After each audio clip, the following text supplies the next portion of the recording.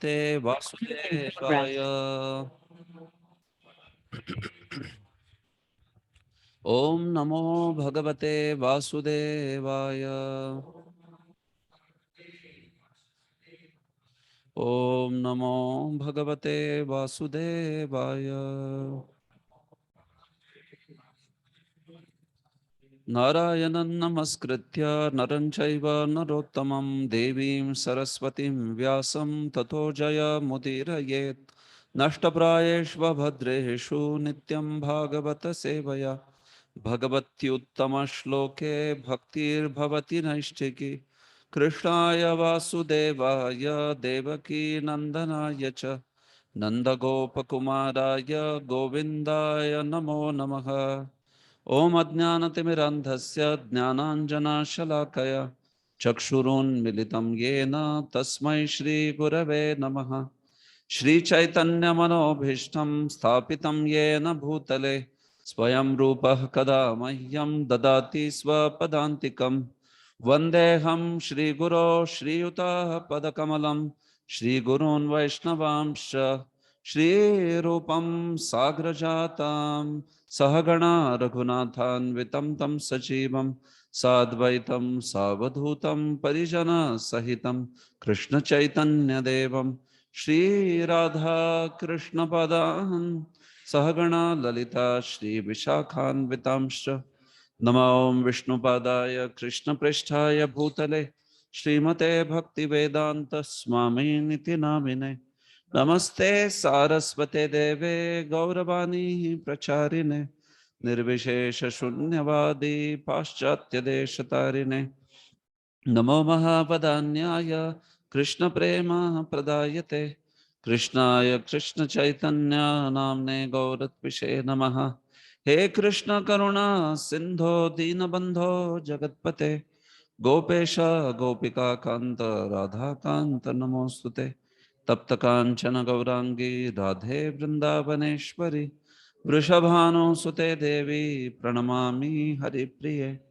वाञ्छाकल्पतरुभ्यश्च कृपा सिन्धुभ्य एव च पतितानां पावनेभ्यो वैष्णवेभ्यो नमो नमः।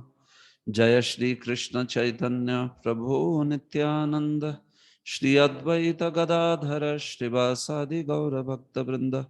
हरे कृष्णा कृष्ण कृष्ण हरे हरे हरे राम राम राम हरे हरे।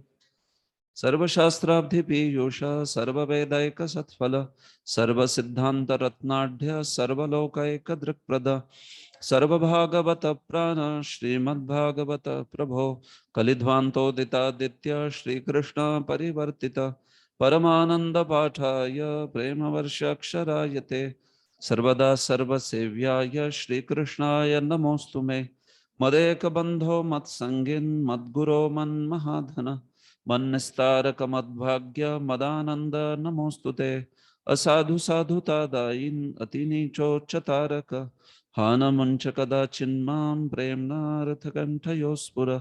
श्रीमद्भागवत महापुराणम की जय।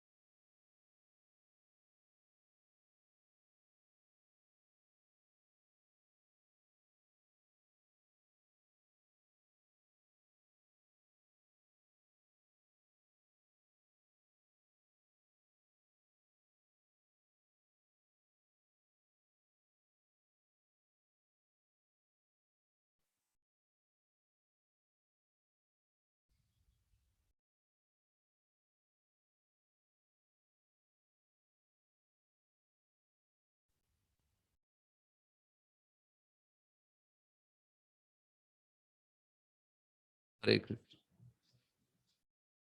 तो आज के सत्र में आपका स्वागत है। तो हम आगे बढ़ेंगे, चर्चा करेंगे। गुरुवार के दिन मैंने कक्षा कुछ स्वास्थ्य कारणवश जो है उसको रद्द किया था, तो अभी बचे हुए सत्रों में तीसरा अध्याय को पूर्ण करेंगे। ठीक, तो तीसरा अध्याय जो है समस्त अवतारों के स्रोत भगवान श्री कृष्ण, ये तीसरा अध्याय का शीर्षक है। तो इसमें पहले 5 श्लोकों के लिए थोड़ी चर्चा होगी, पुरुषावतार के बारे में है, थोड़े फिलोसॉफिकल है, वो दार्शनिक तत्व है उसमें कुछ, तो उसको थोड़ी आज चर्चा करेंगे उसकी पूरी। फिर उसके बाद में 6 से लेके 27वें श्लोक को, जो कि 22 श्लोक होते हैं, ऑलमोस्ट 22 अवतारों की बात होती है उसमें, तो इनको 45 मिनट में पूरा करेंगे। ठीक है, 22 श्लोकों को 2 मिनट में एक श्लोक, बस 2 या ज्यादा से ज्यादा 2.5 मिनट में ये पहला, ये दूसरा, ये तीसरा अवतार, बस इसमें कुछ है फटाफट। हाँ, तो ऐसे 27वें श्लोक तक, फिर 28वें को पूरा एक सत्र लगेगा, कृष्णस्तु भगवान स्वयं, हाँ, या एक के चांश। तो मेरे विचार से फिर उसके बाद में बचा हुआ जो है पूरा एक सत्र में हो जाएगा कंप्लीट। 28 के बाद में 44 तक जो भी है उसमें भी थोड़ी सी चर्चा है, ज्यादा नहीं है। हाँ, ऐसे तो प्रयास करेंगे 3 सत्रों में, नहीं हुआ तो ज्यादा से ज्यादा 4 सत्रों में। हाँ, इस वीक में ये समाप्त होगा, 100% करेंगे ही उसको, कुछ भी करके ऐसे ठीक है तो होगा, लेकिन नो प्रॉब्लम, क्योंकि इसमें मेन 2 ही सेक्शन है, ये पुरुषावतार वाला सेक्शन और दूसरा कृष्णस्तु भगवान स्वयं, ये उसमें अच्छा है। हो सकता है कृष्णस्तु भगवान स्वयं को पूरा सत्र भी ना लगे, आधे सत्र में हो जाएगा, 1.5 घंटे में चर्चा उसकी पूरी हो सकती, देखते हैं, नो प्रॉब्लम। तो अध्याय 3 को प्रारंभ करते। तो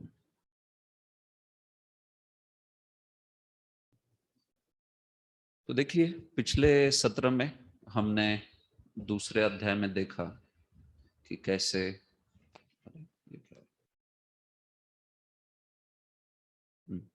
हमने देखा कि दूसरे अध्याय के अंतर्गत 4 प्रश्नों का उत्तर दिया है, मुनियों के, है कि नहीं? दूसरे अध्याय में 4 प्रश्नों का उत्तर मिला है। कोई बताना चाहेगा कौन से 4 प्रश्नों का उत्तर दिया है? कोई एक का बताइए, एक सेक्शन, मतलब प्रश्न कहाँ क्या है और उत्तर क्या है दूसरे अध्याय में। कोई बताना चाहेगा? 4 प्रश्नों में से प्रश्न भी बताइए और कौन से सेक्शन में उत्तर देखा हमने, ये बताइए। माधव सेवा प्रभु, माइक दे दीजिए पीछे।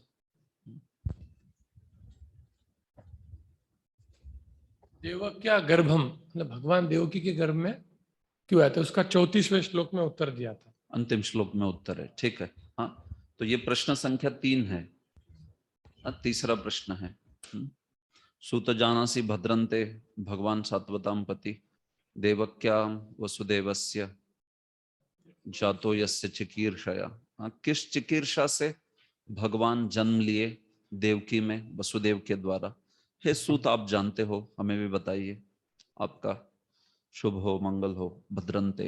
हाँ, तो ये प्रश्न का उत्तर अंतिम श्लोक में मिला, पिछले श्लोक के। हाँ, अंतिम श्लोक में भावयत्येष सत्वेन लोकान्वय लोक भावना लीलावतारानुरतो देवतीर्यं नरादिषु।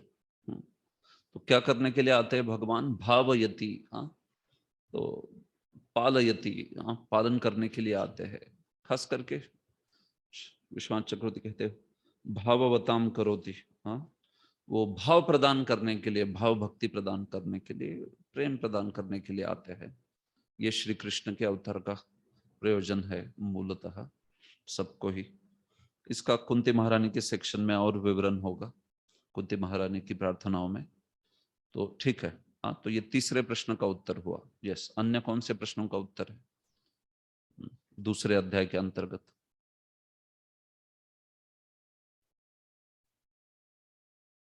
यस, अन्य कोई?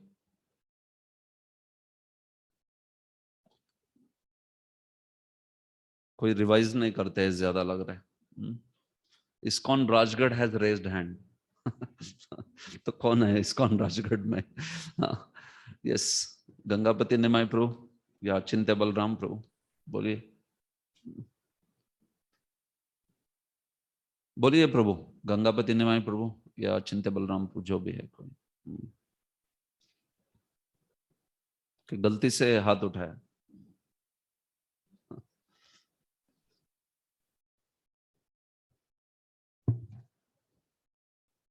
एक मिनट मुझे देखने दीजिए कौन है। राधिका रुचि माता जी, यस। राधिका रुचि माता जी बताइए कौन से इसमें कौन मुझे सा अनम्यूट नहीं हो रहा है। अनम्यूट नहीं हो रहा है। हरि बोल प्रभु जी, दंडवत प्रणाम। प्रभु जी 30 से 34 तक प्रश्न संख्या 4 का उत्तर है इसमें, 30 से 34 के बीच में इसमें, और उनमें उन भगवान के उदार कर्मों का वर्णन करना है, मतलब बताया गया है। करेक्ट। तो क्या है वो उदार कर्म? इसमें सृष्टि लीला वर्ड का हाँ, वर्णन सृष्टि किया गया लीला। है। ठीक है, ओके, यस। तस्य कर्माणि उदाराणि परिगीतानि सूरि ब्रूहिणः श्रद्धाना नाम श्रद्धया कला लीलया ददत कला। हाँ, तो इसका उत्तर जो है 30 तथा 30 से लेके 33 श्लोकों में इसका उत्तर मिला है। हाँ, तो जब भगवान ने पूछा, मतलब जब उस मुनियों ने पूछा कि भगवान के उदार कर्म का वर्णन कीजिए, हाँ, तो उसमें एक सेक्शन सृष्टि लीला भी है, वो भी भगवान का उदार कर्म माना है। जीव गोस्वामी समझाते हैं इसको। तो यस, उसका वर्णन जो है 30 से लेके 33, और अभी वो वर्णन यहाँ पे भी आएगा आगे पहले श्लोक से लेके, इस प्रकार से। तो ऐसे 2 प्रश्नों के उत्तर हुए, तीसरा और चौथा। और पहले 2 प्रश्नों के उत्तर कहाँ पे मिले? यस, विजय के शुभ प्रभु, विजय के शुभ। मनुष्य के लिए आत्यंतिक श्रेय क्या है? तो इसका उत्तर 6ठे श्लोक में दिया है। सवे पुंसाम परो धर्म यथो भक्ति अधोक्षजे अहेतु की अप्रत्याहता आत्मा सुप्रसिद्ध थी। भक्ति ही मनुष्य जीवन के लिए सबसे श्रेयस है। बराबर है। तो ये पहले प्रश्न का उत्तर। और दूसरे का? दूसरा प्रश्न है सभी शास्त्रों का सार क्या है? तो इसका उत्तर है वासुदेव भगवती भक्ति योग प्रयोजिता। नहीं क्या? उसका उत्तर क्या है? वासुदेव भगवती। हाँ, बोलिए, क्या और कुछ है? अन्य कोई ओपिनियन? दूसरा प्रश्न जो है समस्त शास्त्रों का सार क्या है? हाँ, तो उसका उत्तर क्या है?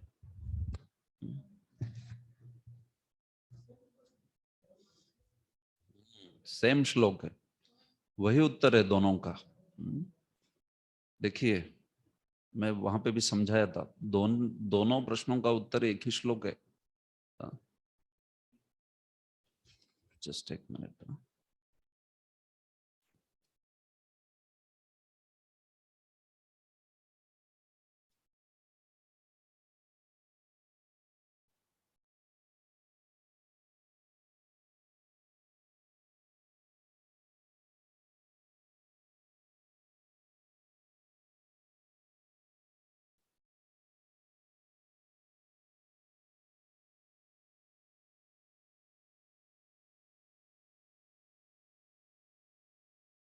सर्वशास्त्र सारम ऐकांतिकम श्रेयो ब्रूहि। 2 प्रश्न हो गए। समस्त शास्त्रों का सार क्या है, ऐकांतिक श्रेय क्या है? इति प्रश्न द्वयस्य उत्तरमाह। ये दोनों प्रश्नों का उत्तर एक ही श्लोक है। तो आप क्या रेफर कर रहे हो ये देखिए। इधर हम लोग सीधा टीका से पढ़ रहे हैं। तो यहाँ वहां कुछ गलती हो सकती है किसी की, लेकिन यहाँ पे जो है वो तो सीधा विश्वनाथ चक्रवर्ती लिख रहे हैं ना। तो कभी कभार ज्ञान नहीं हो इसका, या मूल से पढ़ना नहीं आता हो, तो कभी गलती हो सकती है कुछ, नो प्रॉब्लम। बट सीधा सीधा लिखा है प्रश्न द्वयस्य उत्तरमा। 2 प्रश्नों का उत्तर एक ही श्लोक में। सवै पुंसाम परो धर्मो यथो भक्ति रथोक्षजे। आगे फिर 7वां श्लोक आता है, तो उसमें कुछ बोला नहीं है ऐसा कि ये इस प्रश्न का उत्तर है वगैरह करके। बिल्कुल ठीक है।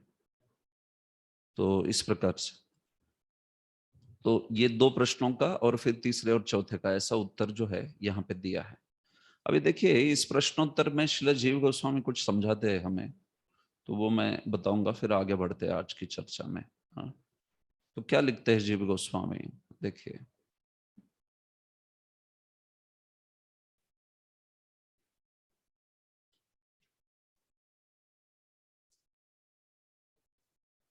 देखिए ये लिखते हैं,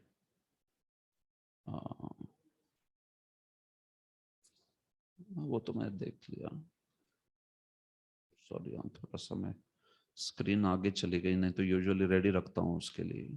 तो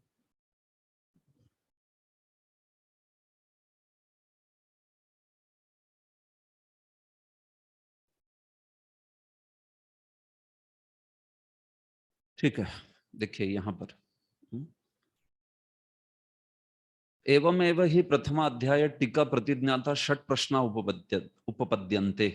इस प्रकार से प्रथम अध्याय में टीका में जो बोले गए हैं उसके प्रकार से 6 प्रश्न दिखाई पड़ते हैं। द्वितीय अध्याय चत्वारि उत्तरानि, दूसरे अध्याय में उसमें से कितने उत्तर मिलते हैं? 4 उत्तर मिलते हैं। चतुर्थस्य तत्प्रश्नोत्तरस्य, चौथे प्रश्न का तत्र अन्यत्र अदर्शनात्, चौथे प्रश्न का उत्तर जो है अन्यत्र कहीं दिखाई नहीं पड़ता है, मतलब ये जो भावयत्येष सत्वेन है वही इसका उत्तर है, ऐसे जीव गोस्वामी कह रहे। तस्य कर्माणि इत्यादि ना, जो प्रश्न था तस्य कर्माणि उदारानि परिगीतानि सूरिभिः, कौन सा प्रश्न? तीसरा।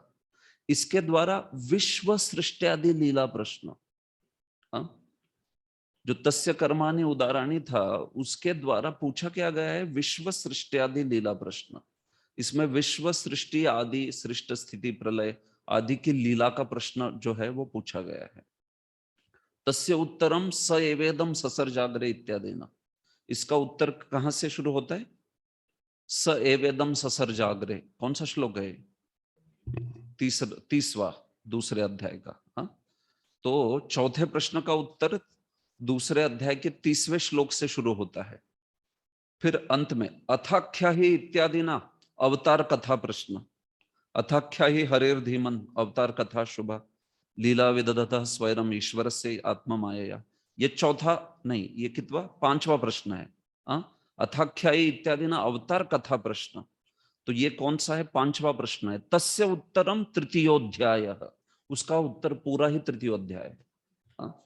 यस, तो जो तृतीय अध्याय ना, उसमें जो पहले 5 श्लोक आते हैं वो भी 5वें प्रश्न का ही उत्तर है एज पर श्रील जीव गोस्वामी। जो पहले 5 श्लोक आते हैं पुरुषावतार, ऐसे नहीं छठे से शुरू हो रहा है उत्तर, नहीं, पहले 5 भी भगवान की लीला का ही उत्तर है, लीला कथा का। तस्य उत्तरम तृतीयोध्याय क्लियरली बोलते हैं। बस एक हो गई पुरुषावतार लीला, दूसरी आगे से होगी, वो अन्य अन्य अवतारों की लीला होगी। ऐसे तो मुद्दा यह है इधर कि ये तृतीय अध्याय में ही इसका उत्तर है। अर्थात कोई कहेगा कि ये तो तीसरे प्रश्न में भी यही उत्तर हो रहा है ना, विश्व सृष्टि आदि लीला प्रश्न है कि नहीं? तो सही है, तीसरे प्रश्न में उदार कर्म में विश्व सृष्टि का वर्णन आता है, और चौथे में भी, सॉरी तीसरा नहीं, चौथा प्रश्न जो है तस्य कर्माणि उदारानि, उसमें भी विश्व सृष्टि का वर्णन आता है, लेकिन वो उसमें विश्व सृष्टि एडिशनल है, उसमें मेन तो पूछा गया है क्या? कैसा प्रश्न है देखिए वो, तस्य कर्माणि उदारानि परिगीतानि सूरिभिः लीला ब्रूहिणः श्रद्धाना नाम लीलया दधतः कला। देखिए कैसा बोला जा रहा है उसमें कि अपने कला, पुरुषावतारों की कला धारण करते हुए उन भगवान का उदार कर्म जो है वो बताइए। तो वो पुरुषावतार उसमें एक एडिशनल डिटेल है, ऐसा नहीं कि सारा प्रश्न पुरुषावतारों को पूछ रहा है। मूल प्रश्न तो कृष्ण की लीला के बारे में पूछा गया है उसमें। देखिए मूल प्रश्न जो है वो कहाँ पे आता है? पहले अध्याय का कौन सा श्लोक है वो? 17 श्लोक होगा या 18 होगा। देखिए 17वां श्लोक है ना वो, तो उसमें श्री जीव गोस्वामी क्या लिखते हैं देखिए। क्या है, प्रश्नों के उत्तर के बारे में थोड़ी क्लैरिटी चाहिए, इसलिए मैं समझा रहा हूँ आपको। बहुत कंफ्यूजन रहता है, अगर मूल से पढ़ेंगे नहीं तो कंफ्यूजन रहता है, अब मूल से पढ़ेंगे तो क्लियर है वो एकदम क्या है करके।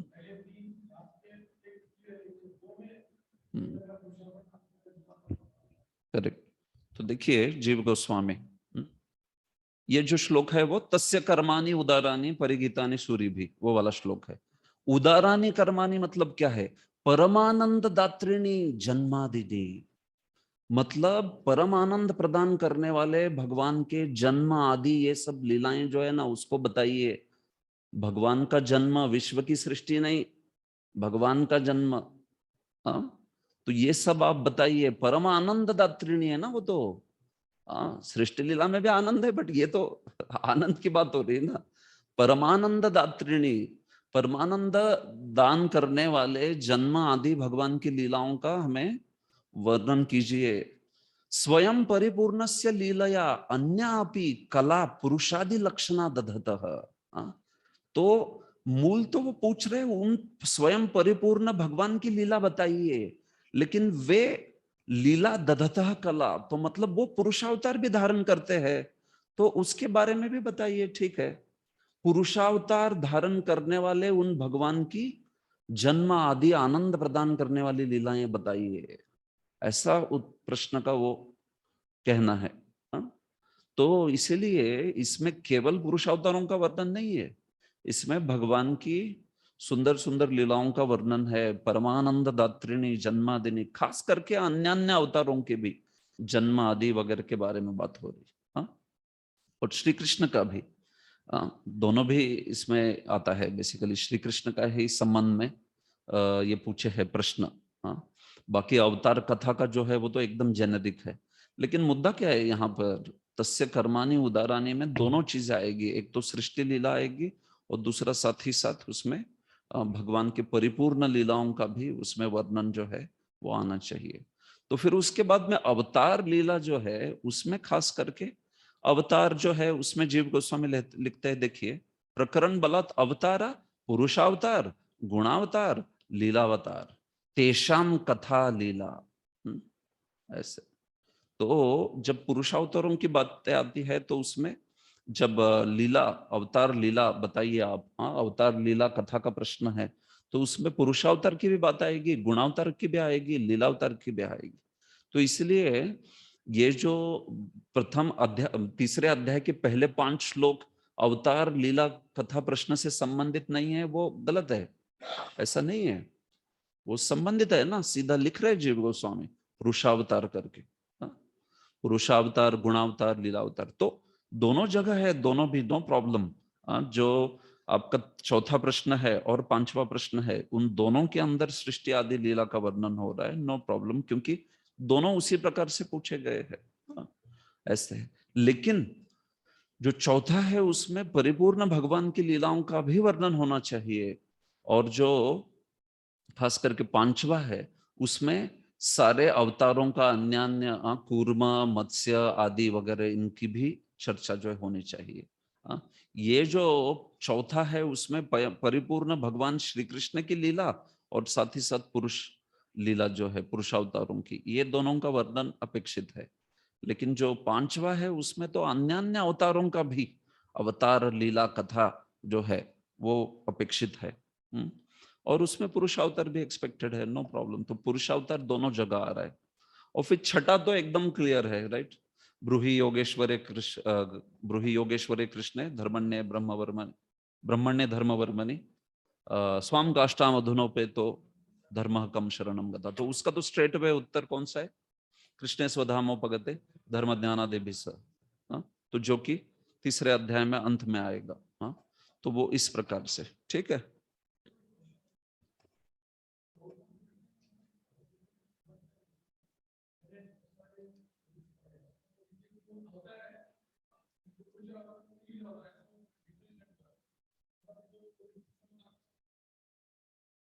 के वचन को लोग बोलते हैं पुरुषावतार और 5वें को लीला अवतार बोलते हैं। तो अभी यहाँ पे आपने जो बोला है कि चौथा प्रश्न में भगवान श्री कृष्ण के भी लीला का वर्णन करना उनको जरूरी है, तो श्लोक संख्या 32-34 में तो पूरा नहीं बता सकते नहीं। तो मतलब 10 के अंडों में श्री कृष्ण की लीला वो चौथे प्रश्न का भी उत्तर हो सकता है। बिल्कुल है ना, विश्वान चक्रवर्ती तो बोले ही है ना कि ये प्रश्नों के उत्तर कुछ स्थानिक है और फिर सर्वत्र भी है।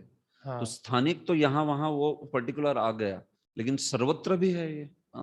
तो अवतार लीला कथा कितनी चलेगी, कितने अवतार? फिर दशम स्कंद में श्री कृष्ण की लीलाओं का वर्णन आएगा। एक्सक्लूसिव। तो वो चौथे प्रश्न का उत्तर हो रहा है वहां पर। हाँ, तो यस, बिल्कुल ये बात सही है एकदम।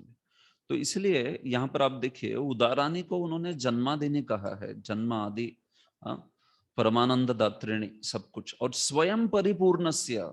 तो सीधा लिख रहे, एक पुरुषादि लक्षण हो गया, दूसरा स्वयं परिपूर्णस्य हो गया। अब परिपूर्ण भगवान की लीला सुनाइए, तो पुरुषावतार को वैसा नहीं बोला जाता, पुरुषावतार तो स्पेसिफिक है ना, ऐसे। तो ऐसे इस प्रकार से तो दोनों में ये पुरुषावतार की एस्पेक्ट आएगी, लेकिन एक में खास करके श्री कृष्ण की मधुर लीलाओं का जन्म आदि का, और दूसरा जो है अवतार, अलग अलग अवतार जो है उसका होगा। देखिए तीसरा बड़ा स्पेसिफिक है, उसमें चिकीर्षा पूछी है, उसमें लीलाएं पूछी नहीं है। तीसरे में क्या पूछा है, देवक्याम वसुदेवस्य जातो यस्य चिकीर्षया।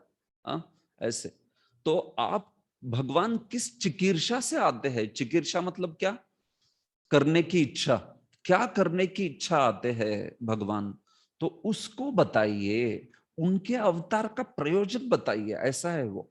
तो कभी कभी वो भी कंफ्यूजन रहता है लोगों को कि सूत जानासी भद्रम ते मतलब श्री कृष्ण की लीलाओं का पूछ रहे, नहीं, वो प्रयोजन पूछ रहे, चिकीर्षा पूछ रहे। इसलिए तो श्रीधर स्वामी ने भी कहा ना कि इसको कुंती महारानी के सेक्शन में जानी है करके, क्योंकि कुंती महारानी हैंडल कर दिया ना सारे प्रयोजन अवतारों के क्यों क्यों है करके।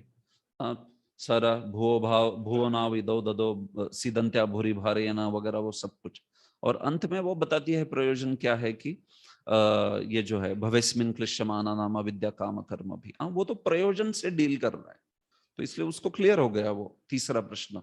चौथे और पांचवे में जैसे आपने भी कहा कि लोगों को कंफ्यूजन रहता है, तो चौथा जो है वो देखिए जीव गोस्वामी समझा रहे कि स्वयं परिपूर्णस्य लीलया अन्या अपि कला, तो इसमें दोनों आएंगे, परिपूर्ण भगवान श्री कृष्ण की लीलाएं एवं पुरुषादि लक्षण, और फिर पांचवे में पुरुषावतार, गुणावतार, लीलावतार, ये सारे ही आएंगे। अब मत्स्य कूर्मा आदि ये सब कुछ जो है इसके अंतर्गत आएंगे। तो इस प्रकार से ये जो विषय है बोले गए हैं, ठीक है। तो ये तीसरे अध्याय का शुरुआत से ही सेक्शन जो है वो क्या करता है, वो चर्चा शुरू कर देता है अवतार कथा की। जो पांचवा प्रश्न है उसको, तो इस प्रकार से इसको समझ लेना चाहिए। ओके, तो देखिए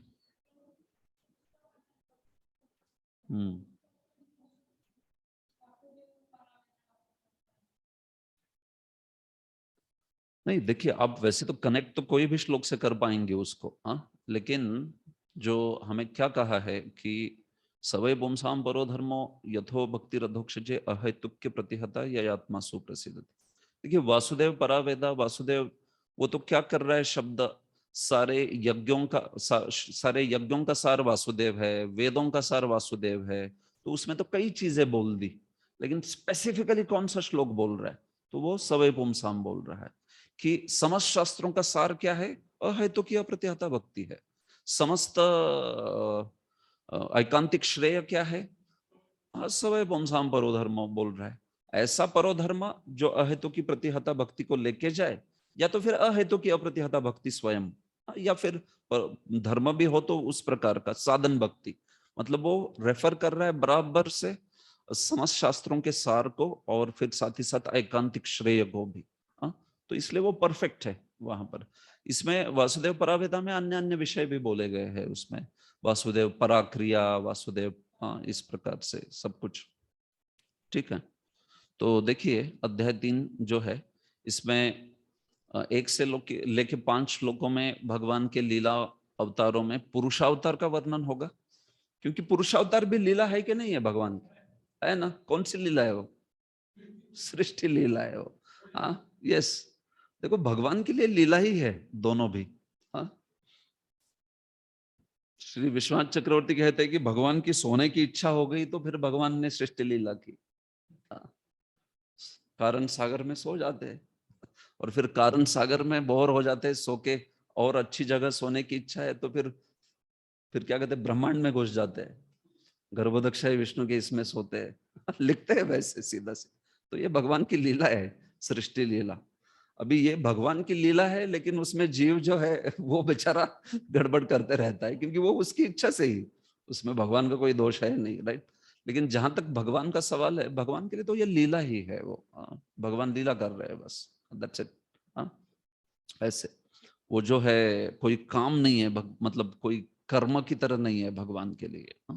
वे सृष्टि लीला करते हैं, जैसे सच्चिदानंद लीला करते हैं वैसे सृष्टि लीला भी करते हैं, दैट्स इट। तो उस पर अन्य अन्य प्रयोजन कई सिद्ध हो जाएंगे, ठीक है, उनके जो भक्त है उनको वे जो है उनका उद्धार कर लेंगे, जीवों को भोगने के लिए साधन मिल जाएंगे, ये 10 चीजें होगी, लेकिन उनके लिए तो वो लीला ही है, सृष्टि लीला है, एकदम से इस प्रकार से। तो मुद्दा यही है, और मेन चीज तो जीव गोस्वामी बोलते हैं ये जीवों को भोगने के लिए अरेंजमेंट वगैरह ये सब एक्सटर्नल रीजन है। वो तो भगवान क्यों करते हैं इस जगत का निर्माण, क्योंकि भौतिक जगत में जो उनके भक्त है ना उनको वापस लेने के लिए, उनमें ही इंटरेस्ट है उनको, अन्य लोगों में किसी में ज्यादा इंटरेस्ट है नहीं उनको। मतलब इंटरेस्ट नहीं, मतलब माया देवी के माध्यम से सबका ख्याल तो रख ही रहे, लेकिन मूल प्रयोजन भगवान का इसलिए ही करते हैं, भगवान की सृष्टि की लीला, कि इस सृष्टि पे जो फंसे हुए भगवान के भक्त है उनको जो है सेवा आदि प्रदान करके उनको भक्ति के माध्यम से वे जो है भगवान वापस बुला लेते हैं। तो वो प्रयोजन है मेन, ठीक है, उसको देखेंगे, आएगा वो आगे, ठीक है। तो 1 से 5 श्लोकों में पुरुषावतार हो रहा है यहाँ पर, 6 से लेके 27 श्लोकों में अन्य लीलावतार की बात होगी। तो जैसे जैसे वो सेक्शन आएगा मैं फिर से बताऊंगा इसको, आपको जस्ट ओवरव्यू दे रहा हूँ। ओके, तो 1 से 5 में पुरुषावतार, 6 से 27 में जो है लीलावतार बोले गए हैं, 28 और 29 2 श्लोकों में कैसे कृष्ण ही भगवान है, ये बोला है 28 और 29। फिर 30 से लेके आगे ऑलमोस्ट 40 तक, 40 या उसके पहले तक कुछ अन्य अन्य प्रकार की उपासनाएं बोली है, और अंत में श्रीमद् भागवतम का वर्णन आता है। जैसे हम लोग वैसे वैसे सेक्शन आएंगे तो उसको देख लेंगे, ठीक है। अभी पहले जो 5 श्लोक है तो उन श्लोकों में पुरुषावतारों का वर्णन हो रहा है, तो इसको देखते हैं, ठीक है। सूत उवाच जगृहे पौरुषम रूपम भगवान महदादिभिः संभूतम षोडश कलमादौ, ओके, संभूतम षोडश कलम आदौ लोकस्य शिक्षया। पढ़िए अनुवाद।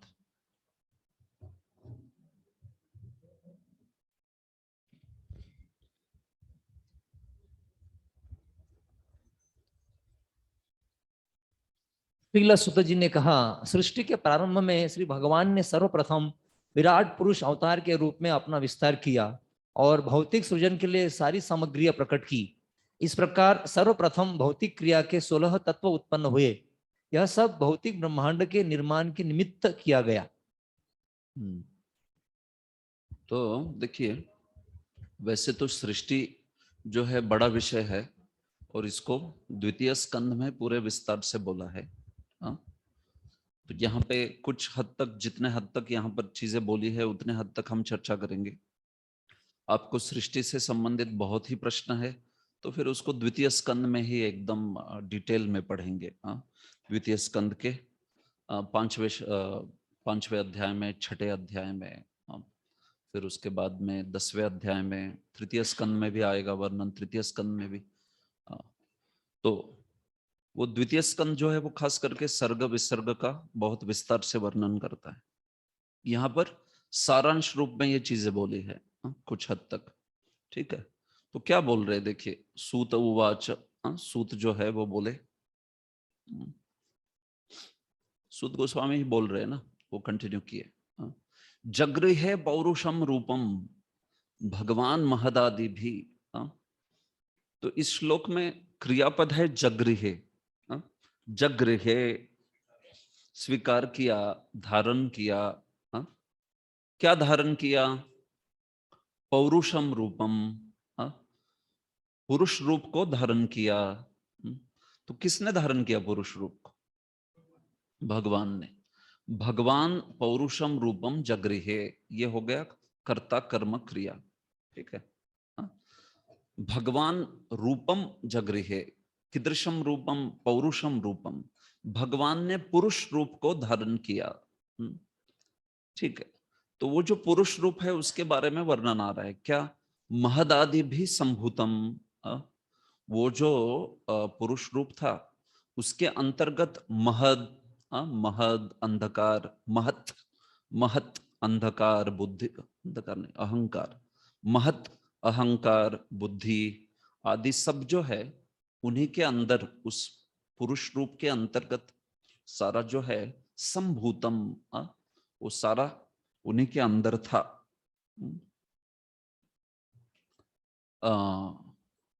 संभूतम सम्यक भूतम, इसका अर्थ करेंगे, प्रभुपाद जी ने कुछ अलग अर्थ किया है तो इसको हम देखेंगे। ठीक है, बेसिक श्लोक समझ लीजिए। षोडश कलम, तो ये किसको लागू होगा? पौरुषम रूपम को ही। फिर से पौरुषम रूपम जो है वो संभूतम है और षोडश कलम है 16 कलाओं वाला, 16 तत्वों वाला रूप धारण किया। कब धारण किया? शुरुआत में, आदौ, सृष्टि के प्रारंभ में। आदौ लोक से शिक्षया, क्या इच्छा थी? किसके कारण? लोगों को सृष्टि करने के विचार से। शिक्षा मतलब सृष्टि करने की इच्छा। जैसे जिघृक्षा मतलब खा जाने की, उसको निगलने की इच्छा, जिघृक्षा। वैसे शिक्षा मतलब सृष्टि करने की इच्छा से। तो समस्त लोगों की सृष्टि करने की इच्छा से स्वयं भगवान ने पौरुषम रूपम जो है उसको धारण किया। तो वो पुरुष रूप जो है वो कैसा है? वो महदादि भी संभूतम, वो जो है समस्त महद अहंकार बुद्धि आदि से मिलित है।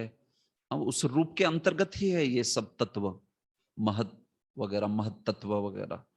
और षोडश कलम, और साथ ही साथ जो भी सृष्टि के लिए जरूरी 16 तत्व है, षोडश कलम, 5 महाभूत है या 5 कर्मेंद्रिय है, 5 ज्ञानेंद्रिय है, मन है, वे सबको जिसने धारण किया, जिस रूप के अंतर्गत ये सब चीजें है उसको धारण किया। इस प्रकार से।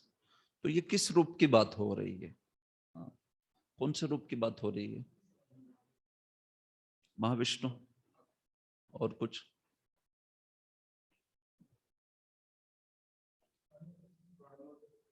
कारणोदक्षय विष्णु इज महाविष्णु। ठीक है, और भगवान क्या है इधर? वासुदेव, ओके, कृष्ण। ठीक है, देखिए ये जो पहला श्लोक है ये महाविष्णु की बात कर रहा है। ठीक है, तो भगवान ने ये पौरुषम रूपम धारण किया। थोड़ा सा हम थोड़ा इसको डिटेल में देखेंगे इन कुछ श्लोकों को, बस कुछ कंसेप्ट जो है वो क्लियर हो जाए इसलिए, बाकी तो फिर उसमें आगे बढ़ेंगे।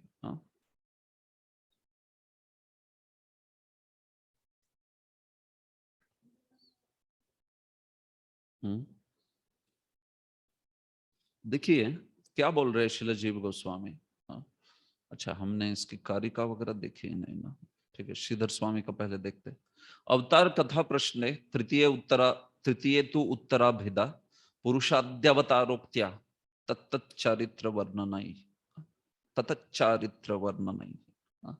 अवतार कथा का जो प्रश्न पूछा गया है उसमें तीसरे अध्याय में उत्तर जो है वो दिया गया है। कैसे दिया है? पुरुषादि अवतारोक्त्या, पुरुष और अन्य अन्य जो अवतार है उनको बोलकर, तत्त चरित्र वर्णने, और उस हरेक जो अवतार है उसका चरित्र भी बोल दिया एक एक श्लोक में, है कि नहीं? तो पुरुष अवतार और अन्य अन्य अवतारों का चरित्र के साथ वर्णन करके अवतार कथा प्रश्न का उत्तर दे दिया है, ऐसे बोल रहे हैं श्रीधर स्वामी। ठीक है, और विश्वनाथ चक्रवर्ती देखिए क्या लिखते हैं। अच्छा, विश्वनाथ चक्रवर्ती की कारिका नहीं है इसमें? ओके, यही कारिका है, सॉरी। अवतार कथा ब्रूहि इत्यस्योत्तर तयोच्यते भगवान जन्म कर्मभ्याम तृतीय नेक मूर्तिमान। तो अवतार कथा बोलिए, ये जो प्रश्न पूछा गया था तो उसके उत्तर के रूप में तृतीय अध्याय में भगवान जो है वो बोले गए हैं। भगवान मतलब भगवान के बारे में बोला गया है। कैसे? जन्म कर्मभ्याम अनेक मूर्तिमान।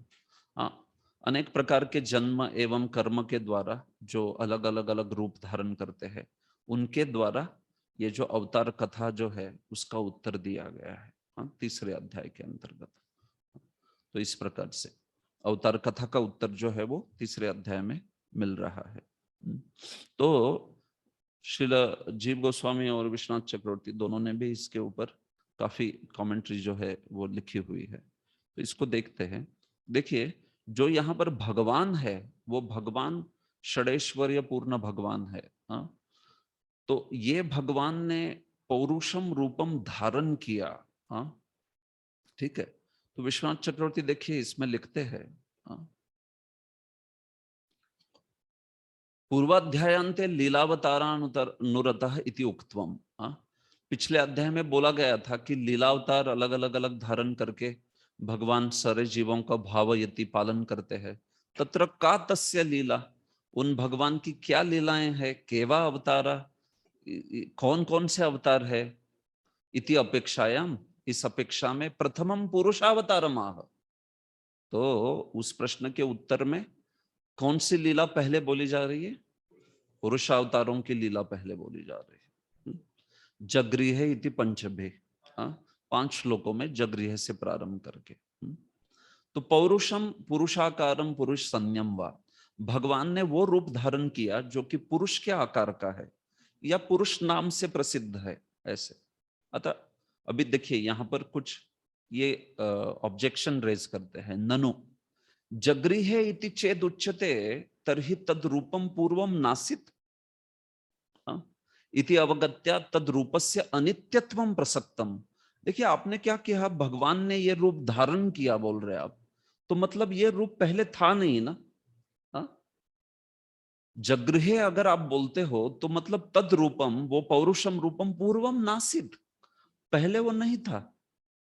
इति अवगत्या, ये समझ जाते हैं तो इससे रूपस्य अनित्यत्वम, वो रूप जो है वो अनित्य है, ऐसा यहाँ पे प्रसक्त हो रहा है। ऐसी आपत्ति आ रही है कि वो जो धारण किया, हम लोग बोलते हैं ना स्वीकार किया या धारण किया, तो वो पहले था कि नहीं रूप, जो महाविष्णु का रूप धारण किया भगवान ने, तो वो था कि नहीं था, क्योंकि जगृह बोला है, भगवान ने वो रूप जो है धारण किया, ऐसे।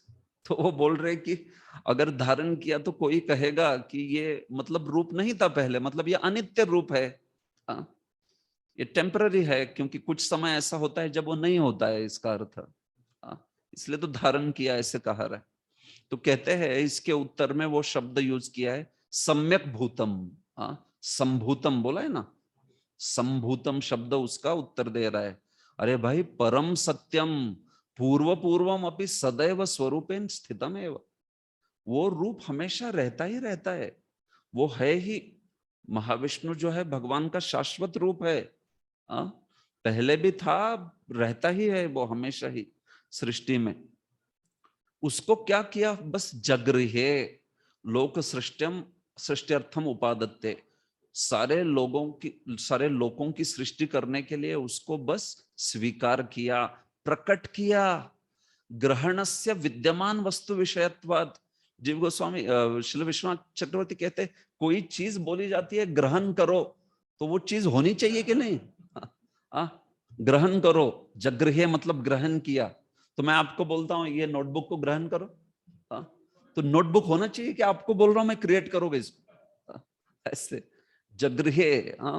तो आप इस नोटबुक को पकड़िए, तो ऐसे नहीं बोल रहा ना कि आप एक नोटबुक क्रिएट कीजिए और उसको पकड़िए, ये है पहले से, इसको धारण करने को बोला जा रहा है। घटस्य अविद्यमानत्वे घटम जग्राह इति प्रयोग अदर्शनात्, घट ही नहीं है, अब मटका नहीं है, और आपको बोल रहा हूं ये मटके को पकड़ो सर, ऐसे तो कौन से मटके को पकड़े, ऐसे तो मटका नहीं है, तब आप बोलोगे नहीं कि मटके को पकड़ो करके, वो है, ऑलरेडी है। ऐसा प्रयोग नहीं दिखाई पड़ता है। राजा सेनान्यम दिग्विजिगिषया, राजा जो है दिग्विजय की इच्छा से उसने सेनानी जो है उसको ले लिया, अपने साथ ले लिया। तो वो क्या सेनानी को क्रिएट किया उधर, क्या है वो पहले से, तो पहले से है ना, तो उसको स्वीकार किया। तो उसी प्रकार से ये जो रूप है वो हमेशा विद्यमान रहता है, हाँ, लेकिन उस रूप को प्रकट कर दिया, उस रूप को स्वीकार कर लिया। जो पहले से है, ये बोलने का विधि है, हाँ। जब इनकी सृष्टि करने की इच्छा हुई तो उस वक्त उन्होंने महाविष्णु के रूप को धारण कर दिया, प्रकट कर दिया। मतलब वो पहले से है, बस उसको प्रकट रूप जो है वो प्रकट रूप में सिद्ध कर दिया, हाँ। प्रकट जो है वो हो गया। देखिए सृष्टि के अंत में क्या हो जाता है, 4 प्रकार के प्रलय होते हैं, आप जानते हो। देखिए 4 प्रकार के प्रलय होते हैं। क्या होता है? नित्य प्रलय, नैमित्तिक प्रलय, तीसरा प्राकृतिक प्रलय, और चौथा आत्यंतिक प्रलय। तो नित्य प्रलय यानी हर क्षण प्रलय हो रहा है, बराबर है, हाँ। नित्य प्रलय हो रहा है कि नहीं? हर क्षण शरीर जो एक क्षीण हो रहा है, हाँ। बाल जो है सिर के ऊपर, नित्य प्रलय हो रहा है, धीरे धीरे धीरे निकल रहे, हाँ। ऐसे आदमी बूढ़ा हो रहा है हर हर क्षण, हाँ। तो उसको कहते हैं नित्य प्रलय, जो सतत चलता है, कंटिन्यूअस, हाँ, मोमेंट बाय मोमेंट, ऐसे। तो जो सतत चल रहा है उसको नित्य प्रलय कहा है। जो नैमित्तिक प्रलय है वो कौन सा है? जब ब्रह्मा जी का एक दिन होता है, ब्रह्मा जी का एक दिन पूरा हो गया तो जब रात आती है उनकी ना, तो उसमें ये प्रलय हो जाता है, तो उसको कहते हैं नैमित्तिक प्रलय, हाँ। ब्रह्मा जी के 12 घंटे पूरे हो गए तो उसके बाद में प्रलय शुरू हो जाता है कि नहीं? तो उसको नैमित्तिक प्रलय बोलते हैं। प्राकृतिक प्रलय कौन सा है?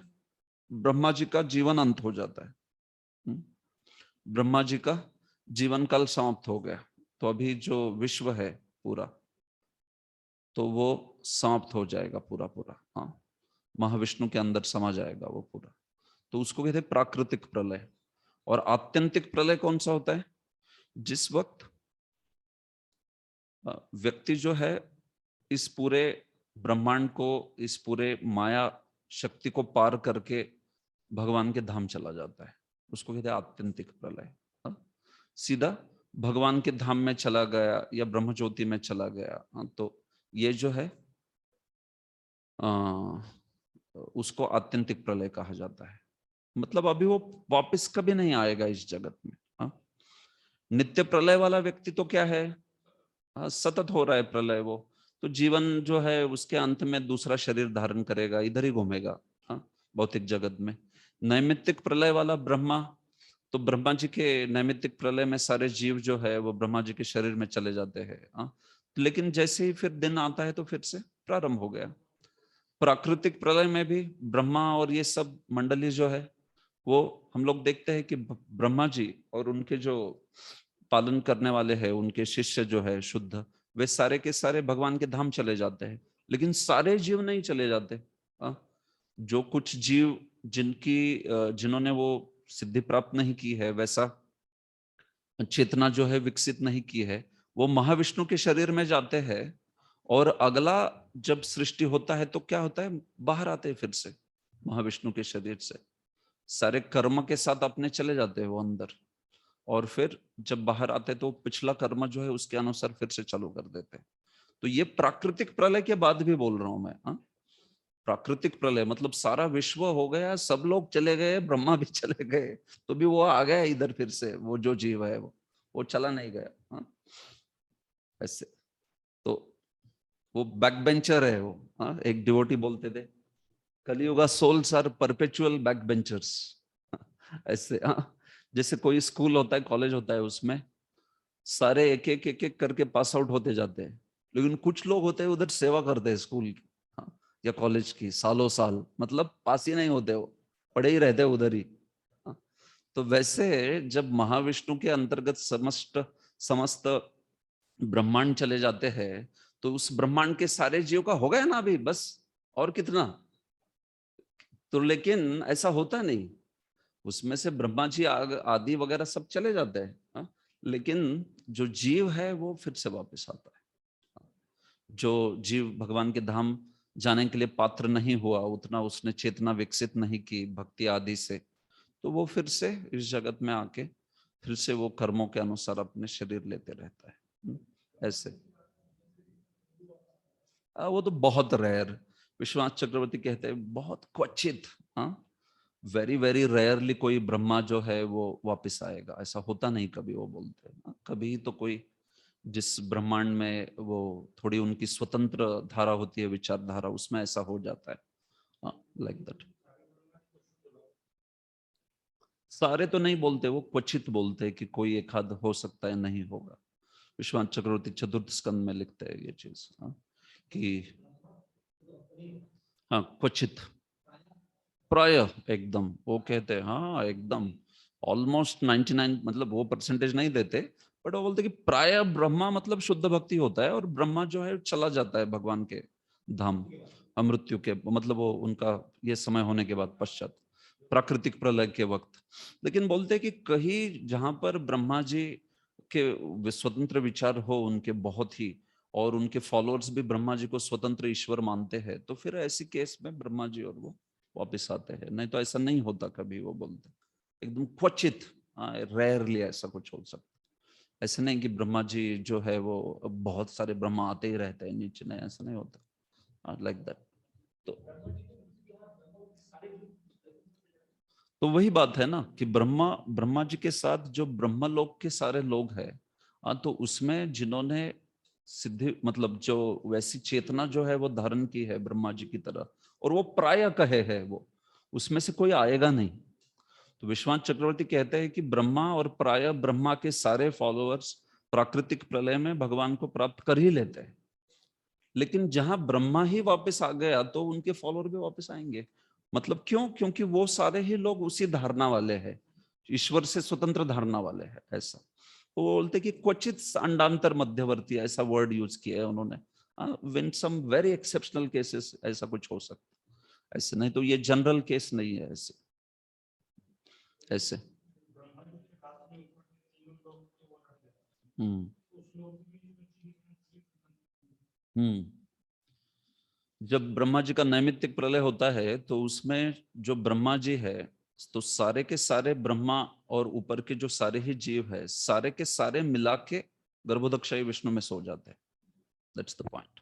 हाँ, तो जब रात होती है ब्रह्मा जी की, तो वो चार ऊपर की प्लानिटरी सिस्टम होती है, लेकिन उधर होता नहीं कोई, सिर्फ प्लानिटरी सिस्टम होती है उधर, क्योंकि सारे सो गए ना गर्भोदक्षाई विष्णु में, ऐसे। तो बस वो रहती है, लेकिन वो ये नहीं होती है, प्रलय नहीं होता उन पर। अब प्रलय तो नीचे क्या होता है, अब महरलोक, जनलोक, तपलोक, सत्यलोक जो है बनी रहती है वो वैसे ही। ये मुद्दा है। और फिर आत्यंतिक प्रलय में भगवान के धाम की प्राप्ति होती है। आत्यंतिक प्रलय मतलब वो एक्चुअली डिजायरेबल प्रलय है, वो अच्छा प्रलय है कि वो चला गया भगवान के धाम, उसको आत्यंतिक प्रलय कहा है। भगवान के धाम की प्राप्ति हुई, या फिर ब्रह्म ज्योति की भी प्राप्ति हो गई, तो चला गया वो इस जगत के बाहर, अभी वो आएगा नहीं कभी वापस, ये बात। हाँ, यस यस, हर जीव के लिए वो अपने भगवान के धाम की प्राप्ति हो या इस प्रकार से मुक्ति हो, सब।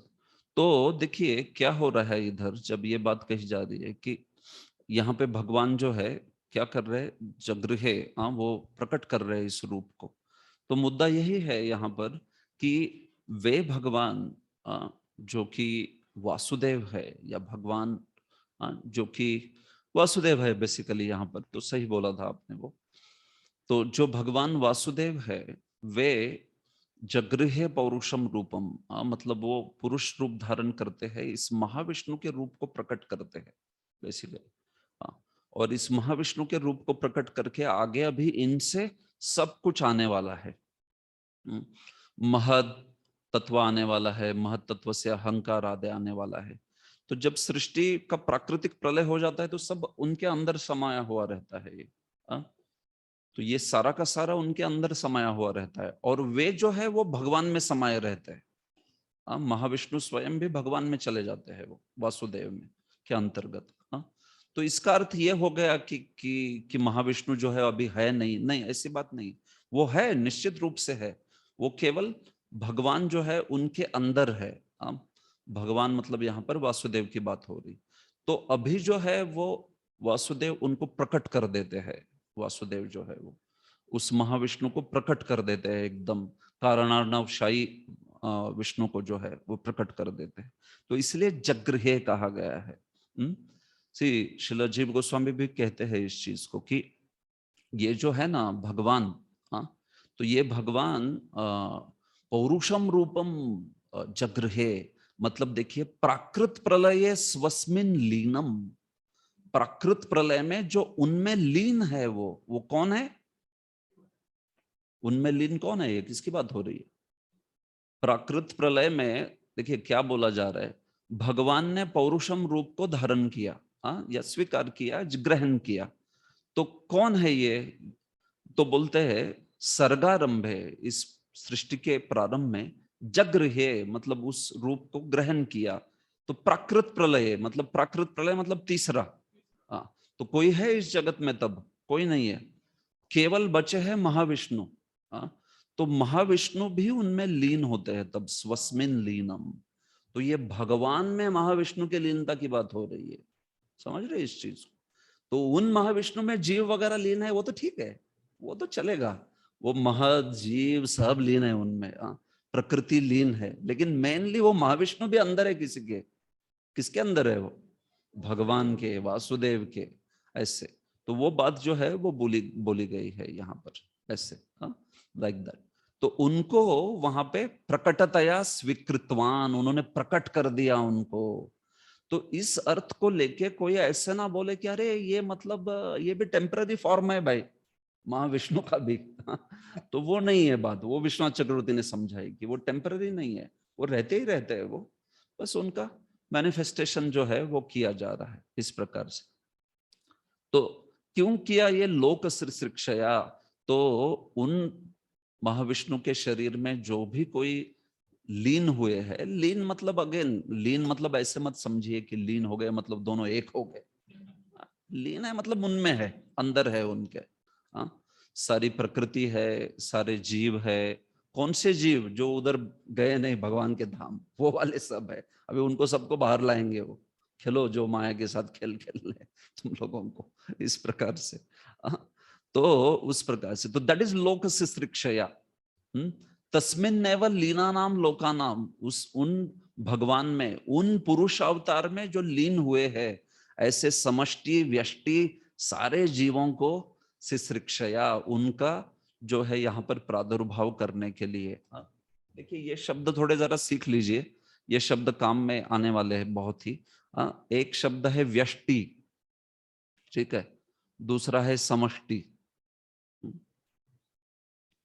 तो देखिए व्यष्टि कहते हैं स्वतंत्र जीव को, और समष्टि का अर्थ होता है समस्त। समस्त मतलब समष्टि, व्यष्टि मतलब इंडिविजुअल, समष्टि मतलब कलेक्टिव, सब। इस प्रकार से। तो समस्त के रूप में समष्टि को लीजिए ऐसे। तो जब कहते हैं कि व्यष्टि जीव जो है वो भगवान के अंतर्गत है, महाविष्णु के अंतर्गत, मतलब सारे इंडिविजुअल सोल्स की बात हो गई, व्यष्टि जीव। और समष्टि जीव भगवान के अंतर्गत है, तो मतलब वो बात हो गई, इस पूरे विश्व को एक जीव माना गया है। एक पूरे विश्व को जब आप जीव मानते हो, देखिए एक तो व्यष्टि हो गया जो कि स्वतंत्र है, तो उसका शरीर है, एक मिनट, उसका शरीर है, उसकी आत्मा है और उसका परमात्मा है। एक जो जीव है, कोई भी जीव, उसका शरीर है, क्या शरीर है वो? भौतिक शरीर, पंच महाभूत से बना हुआ, वो जो है स्वयं आत्मा है, ठीक है। और उसके अंतर्गत, उसके शरीर में, हृदय में उसके परमात्मा है, राइट। तो इसको कहते हैं व्यष्टि शरीर, व्यष्टि आत्मा, व्यष्टि परमात्मा। तो व्यष्टि शरीर यानी हमारा शरीर, इंडिविजुअल। व्यष्टि आत्मा मतलब वो जीवात्मा। व्यष्टि परमात्मा कौन है? बट उसके हृदय में कौन होता है? हर एक के जीव के हृदय में जो परमात्मा होता है उसको क्या कहते हैं? क्षीरोदकशायी विष्णु। तो व्यष्टि परमात्मा हो गया क्षीरोदकशायी विष्णु, क्षीरोदक शाही। तो वैसे ही इस पूरे विश्व को ना ऐसा विजुअलाइज किया है कि समस्त विश्व ही एक शरीर है। हाँ, ये विराट के लिए ये कंसेप्ट आएगी काम में, इसलिए मैं बता रहा हूं आपको विराट रूप। तो ये विश्व ही पूरा शरीर है, तो उसको कहते हैं समष्टि शरीर। हाँ, तो वो समष्टि शरीर ही, उसको ही दूसरा नाम है विराट। हाँ, उसको ही विराट कहते हैं, विराट रूप। हाँ, या विराट, या उसी को कहते हैं अन्य अन्य भी नाम है। हाँ, विश्व रूप भी कहते हैं उसको। हाँ, विराट रूप, विराट देह, ये सब उसी के नाम है। उस विराट रूप के जो आत्मा है, हाँ, जैसे समस्त शरीर में, मतलब एक व्यष्टि शरीर में एक आत्मा है, वैसे अगर आप इस जगत की सारी आत्माओं को बोल दो कि एक आत्मा, पूरे विश्व की एक आत्मा, तो उसको कहते हैं हिरण्यगर्भ। ठीक है, हिरण्यगर्भ ब्रह्मा को भी बोलते हैं, लेकिन यहां पर इतनी मीनिंग ले लीजिए। हिरण्यगर्भ गर्भोदकशाही विष्णु को भी बोलते हैं। 3 अर्थ है हिरण्यगर्भ के, गर्भोदकशाही विष्णु, ब्रह्मा जी, और तीसरा विराट देह का जीव, विराट देह का आत्मा, समष्टि जीव, ऐसे करके, तो ये हिरण्यगर्भ हो गया। और इस पूरे विश्व का जो परमात्मा है वो कौन है? गर्भोदकशाही विष्णु। एग्जैक्टली, गर्भोदकशाही विष्णु।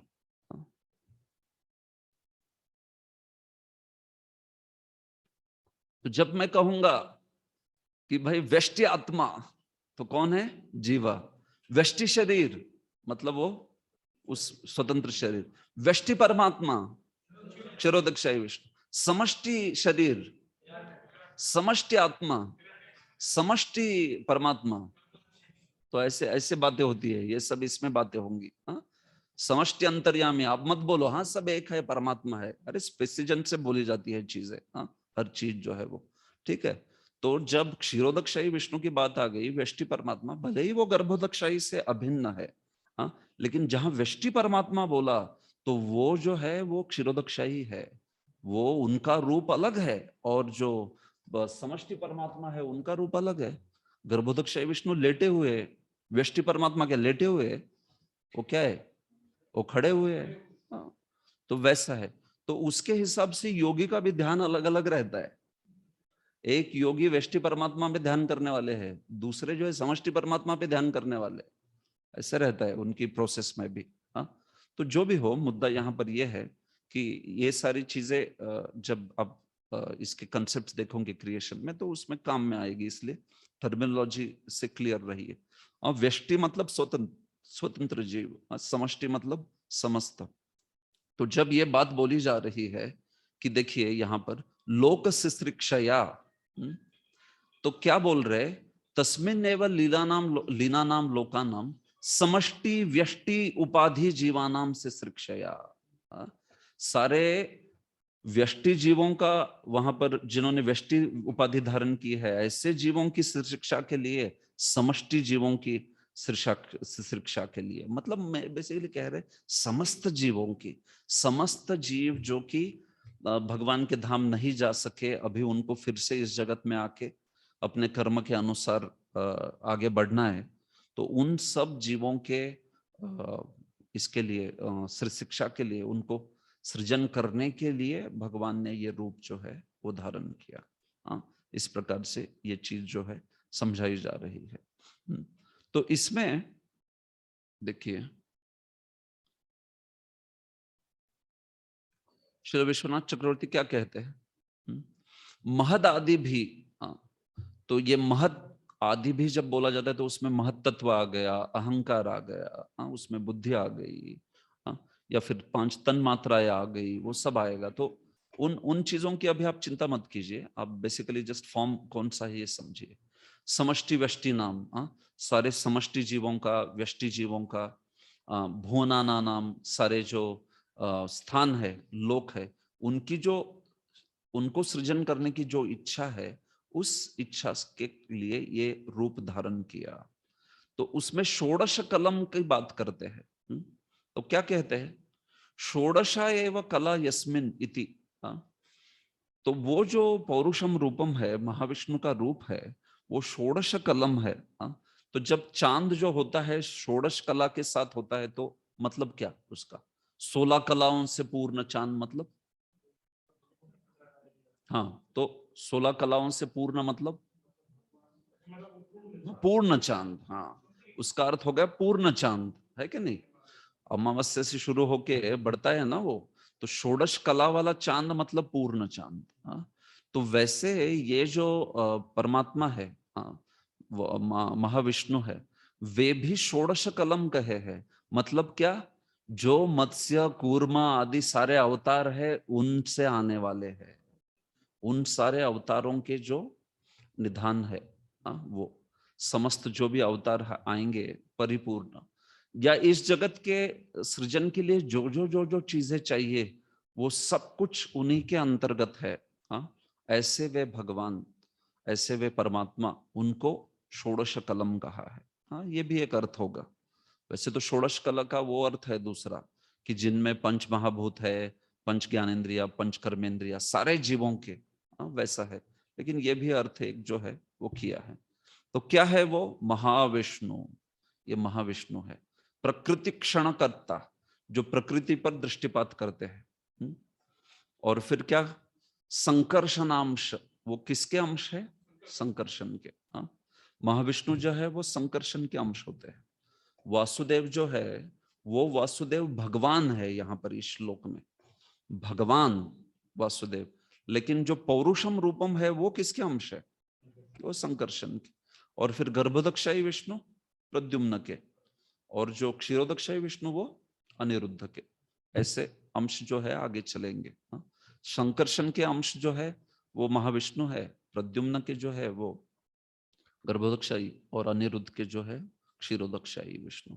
तो इस प्रकार से तो मुद्दा यही है यहाँ पर, यही चीज समझ लीजिए कि ये जो भगवान है, ये भगवान जब इनको इच्छा हुई लोक के सृजन की, तब वे जो है यहाँ पर इस पौरुषम रूपम को निर्धारित किए, पौरुषम रूपम जो है उसको धारण किए। हाँ, तो इसके पहले एक्चुअली अब देखा जाए तो महाविष्णु के अंतर्गत सब कुछ रहता है, प्रकृति भी महाविष्णु के अंतर्गत रहती है। प्रकृति जो है उसको भी बाहर प्रकट करते हैं वो, और फिर इक्शन करते हैं। हाँ, प्रकृति के ऊपर जो प्रकृति है वो भी सोई है उनके अंदर, तो वो सोई हुई प्रकृति को जगा के बाहर प्रकट करते हैं, और फिर उस प्रकृति पर इक्शन करते हैं। क्यों? क्योंकि अभी उनको क्रिएट करना है ये सब कुछ। हाँ, ये विश्व जो है वो ऐसे, फिर उन पे जब इक्शन करते हैं तो उसके साथ साथ ये सारी प्रोसेस आएगी आगे, बहुत डिटेल में आएगी, लेकिन एक बेसिक जस्ट समझा रहा हूं कि उसके साथ साथ फिर तो जब उस प्रकृति को प्रकट कर देते हैं, तो वो जो है उसमें जीव, उनका स्वभाव, उनका काल, काल जो है, कर्म आदि सब डाला रहता है, तो उसको महत्त्व कहा जाता है। उसके पहले जब उसमें गुण आदि वगैरह बिल्कुल कुछ डाला नहीं है तो वो प्रधान होता है, उसको प्रधान कहते हैं। प्रधान और महत्त्व, इसमें ये अंतर है। इस प्रकार से तो देखिए प्रभुपाद जी, आदि भगवान श्री वासुदेव या श्री कृष्ण जो राजा वसुदेव या राजा नंद जी के पुत्र के रूप में विख्यात है, समस्त ऐश्वर्यों, शक्तियों, यश, सौंदर्य, ज्ञान तथा वैराग्य से परिपूर्ण है। तो ये भगवान शब्द की व्याख्या कर रहे हैं। ऐसे तो वे जो भगवान है वही जब सृष्टि के सृजन की बात आती है तो पुरुष रूप धारण करते हैं। भौतिक सृष्टि में 3 पुरुष रूप होते हैं, और यह रूप जो कारणोदक्षाई विष्णु कहलाता है, तीनों में से प्रथम है। तो देखिए यहां पर प्रभुपाद जी ने विराट पुरुष अवतार के रूप में लिखा है, लेकिन नीचे बराबर समझा रहे कि ये कारणोदक्षाई विष्णु का रूप है। तो चूंकि विराट पुरुष जो है वो भी भगवान से ही आता है, इसलिए यहाँ पर विराट पुरुष अवतार के रूप में लिख दिया। लेकिन एक्चुअली ये चर्चा चल रही है कारणोदक्षाई विष्णु की।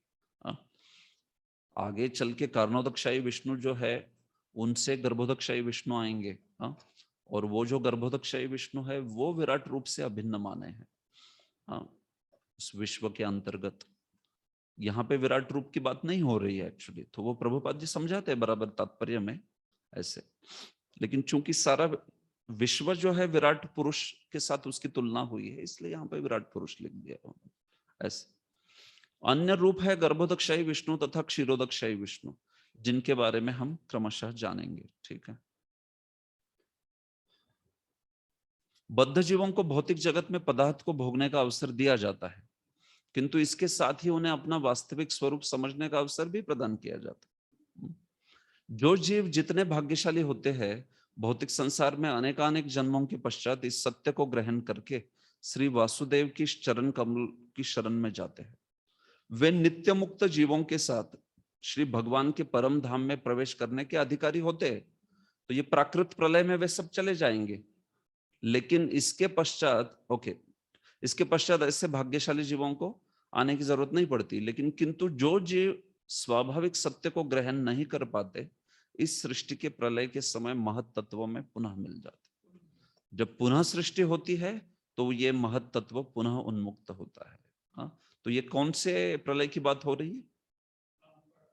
प्राकृतिक प्रलय की बात हो रही है। ठीक है, तो इस प्रकार से हरे कृष्णा। तो इस पे कुछ पूछना है आपको?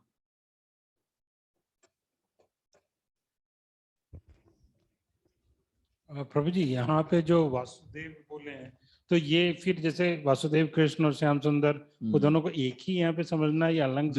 ये द्वितीय चतुर्व्यूह के वासुदेव वो वाला। हाँ, वहाँ पहला पे चतुर्व्यूह तो वो गोलोक में रहता है, दूसरा चतुर्व्यूह जो है वैकुंठ में, तो वो वाले वासुदेव की बात हो रही है यहाँ पर। ठीक, तो मतलब वो भी मतलब भगवान श्री कृष्ण से अभिन्न? हाँ, वो अभिन्न तो क्या सब हो गया? तत्व के अभिन्न, अब तत्व से अभिन्न है, लेकिन श्री कृष्ण तो नहीं है ऑब्वियसली स्वयं ये, क्योंकि श्री कृष्ण जो है वो तो कुछ सृष्टि लीला आदि में सवाल ही नहीं, वो उसमें कुछ ये नहीं करते। केवल भगवान जब वो स्वयं भगवान के रूप में आते तभी उतना ही। हाँ, तो ये जो है द्वितीय व्यूह के वासुदेव जो है वो इस प्रकार से। और ये प्रभु जी, जीव सब जो फिर जाके उनमें मिल जाते हैं, तो उस ढंग से फिर वो बोल सकते हैं कि एक ढंग से उनको भगवान की प्राप्ति हो गई इनमें आप बोल रहे हैं? वासुदेव में।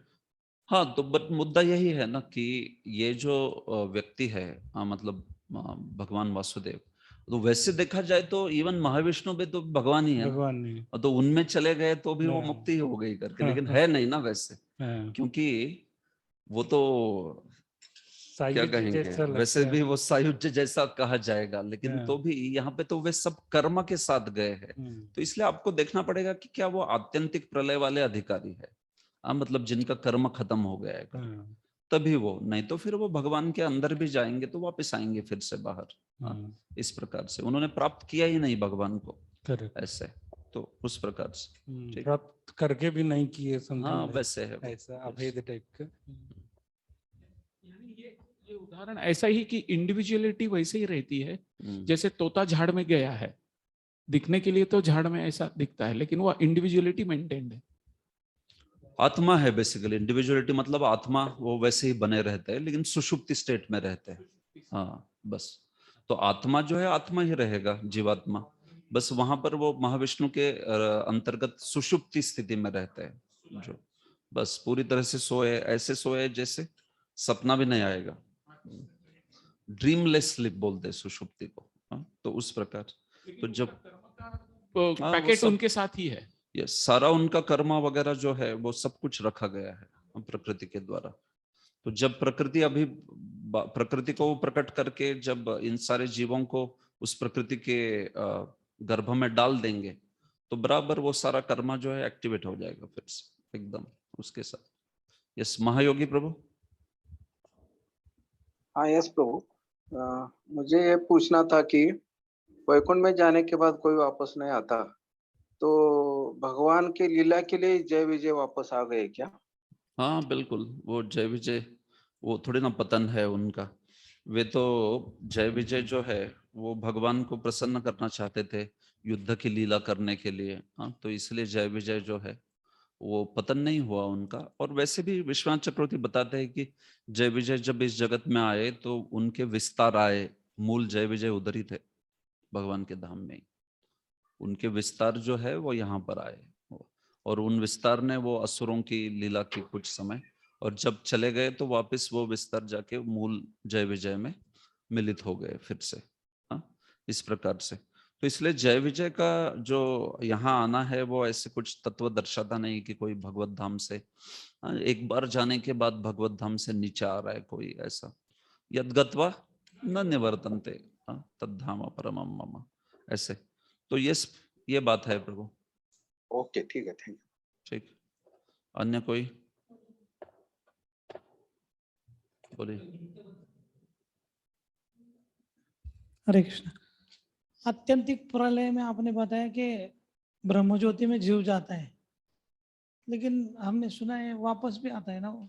नहीं, ब्रह्मज्योति से नहीं आता कोई जीव वापस। हाँ, वो प्रभुपाद जी कुछ जगह पे लिखते हैं उस प्रकार का सिद्धांत, तो कुछ अन्य प्रयोजन से लिखते हैं, लेकिन यूजुअली ब्रह्मज्योति में कोई जाता है तो फिर वो वापस नहीं आता। हाँ, वो मुक्ति कही गई है, सायुज्य। हाँ, मुक्ति तो वो तो फिर बेकार हो जाएगी ना, मुक्ति कैसी वो। हाँ, तो वो चला जाता है तो चला जाता है, दैट्स इट। इस प्रकार का सिद्धांत है।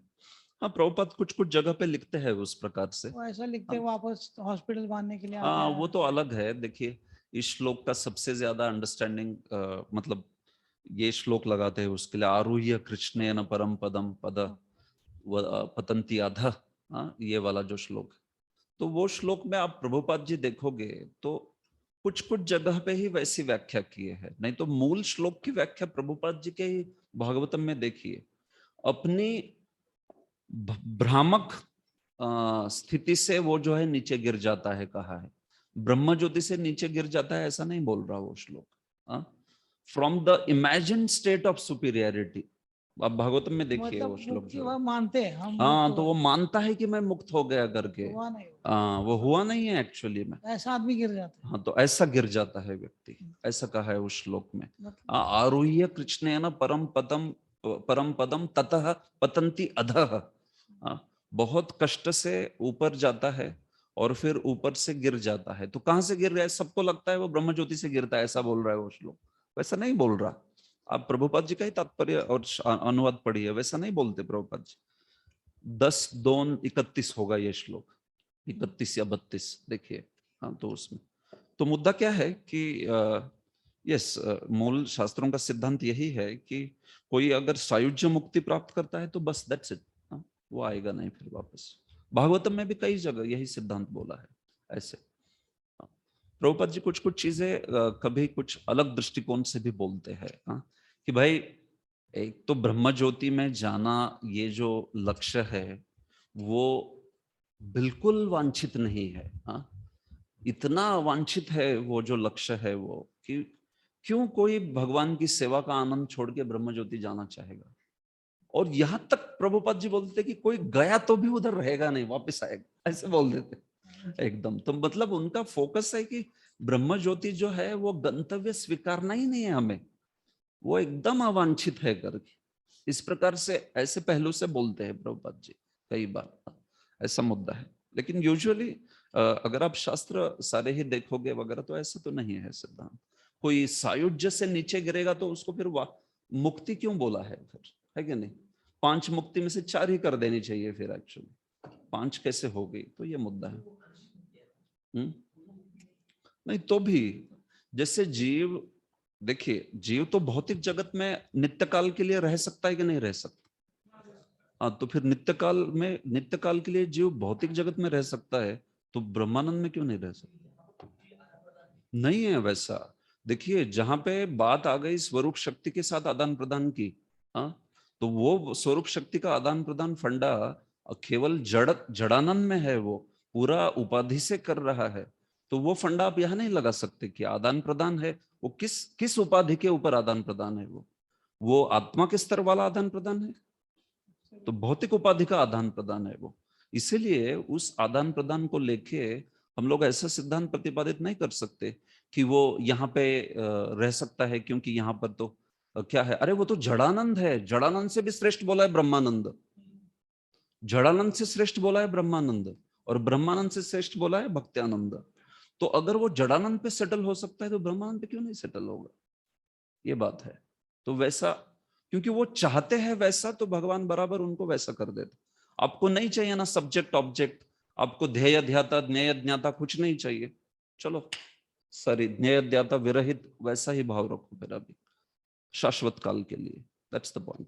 ऐसे तो वो ध्येय ध्याता का भाव छोड़ दीजिए। भौतिक जगत में तो वो उसको तो कुछ भी ना ध्येय ध्याता ब्रह्मानंद कुछ नहीं है, तो भी इधर सेटल हो गया हो। हाँ, तो बट रहेगा क्या नहीं? नित्य काल के लिए जीव भौतिक जगत में रह सकता है क्या नहीं? आप बोलिए, रह सकता है तो हो गया ना नित्य। नित्यबद्ध बोलते हैं उसी को ही। तो नित्यबद्ध जीव अगर भौतिक जगत में नित्य काल के लिए रह सकता है, तो आप बोल रहे ब्रह्मा में नहीं रह सकता, ये कैसा सिद्धांत हो गया? भौतिक जगत में रह सकता है लेकिन जड़ा ब्रह्मानंद में नहीं रह सकता, तो ये सिद्धांत नहीं है। आप वेदांत पढ़ो, सब पढ़ो, ब्रह्मानंद जो है वो भी ऐसा, इसलिए तो उसको स्पिरिचुअल सुसाइड बोला है ना प्रभु। नहीं तो अगर उधर से आजकल हर बार गिरते पड़ेंगे तो क्या प्रॉब्लम क्या है उधर जाने में? जैसे स्वर्ग में जाता है वहां से गिरता है, वैसे ब्रह्म ज्योति से गिरता है, कोई बोलेगा क्या टेंशन क्या है उधर फिर? लेकिन इतना हमारे आचार्यों ने क्यों बोला कैवल्यम नरकायते? क्योंकि भाई वो इतना डेडली है कि एक बार गया खत्म हो, दैट्स इट, स्पिरिचुअल सुसाइड। वो गया आपके सामने से, अभी व्यक्ति कभी दिखेगा नहीं ऐसे। तो वहां पे, हाँ, तो वहां पे कभी श्रील सनातन गोस्वामी लिखते हैं कि कहीं ऐसे ब्रह्म ज्योति में कोई भगवान के महान प्रचारक जैसे नारद जी वगैरह हुए तो कभी उनको कृपा मिल सकती है, लेकिन वो रेयर, हाँ, ऐसा होता नहीं, वो बोलते कभी नहीं होता ऐसा, बहुत रेयरली होता है। तो वो जो जीव है वो गया, छूट गया, फिनिश्ड, स्पिरिचुअल सुसाइड, गया वो काम से। हाँ हाँ, क्योंकि उसने स्वीकार किया ना वो वाला गोल, ऐसे है। तो इसलिए कैवल्यम नरकायते बोला है कि कैवल्य इतना भयंकर है, एक बार नरक चलेगा, लेकिन कैवल्य इतना भयंकर है क्योंकि उसमें फिर स्कोप नहीं है अभी। नरक से तो वो नरक में वगैरह इधर उधर घूमेगा, यमराज जी का दर्शन होगा, कुछ स्कोप है, और अन्य भक्त, अन्य भक्त आदि वगैरह आएंगे तो ऐसे। हाँ, तो देखिए प्रभुपाद जी के सिद्धांतों को समझने के लिए सारा सार उनके स्टेटमेंट्स को लेना चाहिए। और फिर उसको साथ ही साथ सारे ही शास्त्र में किस प्रकार का वर्णन किया है वगैरह, इसको लेके समझते हैं तो फिर समझते हैं। प्रभुपाद ने 5-6 जगह पे ये पॉइंट बोला है कि ब्रह्म ज्योति से गिरता है करके, ज्यादा जगह भी नहीं बोला है, 5-6 जगह होगा, 6-7 जगह, उसके ऊपर नहीं बोला है। जहां जहां आपको लगता है कि वो आरूह्य कृष्ण न परम पदम बोल रहे हैं, वो तो वो उसके लिए बोल रहे हैं कि मायावादी खुद को सोचता है विमुक्त मानी ना, वो विमुक्त मानता है और वहां से गिरता है, तो वो मानी हुई पोजीशन है, वो ब्रह्म ज्योति नहीं है वो एक्चुअली। तो उस प्रकार से इसको समझ सकते हैं, ठीक है। तो ये ऐसा शास्त्र में बोला है। रुक्मिणी वल्लभ प्रभु बोलिए।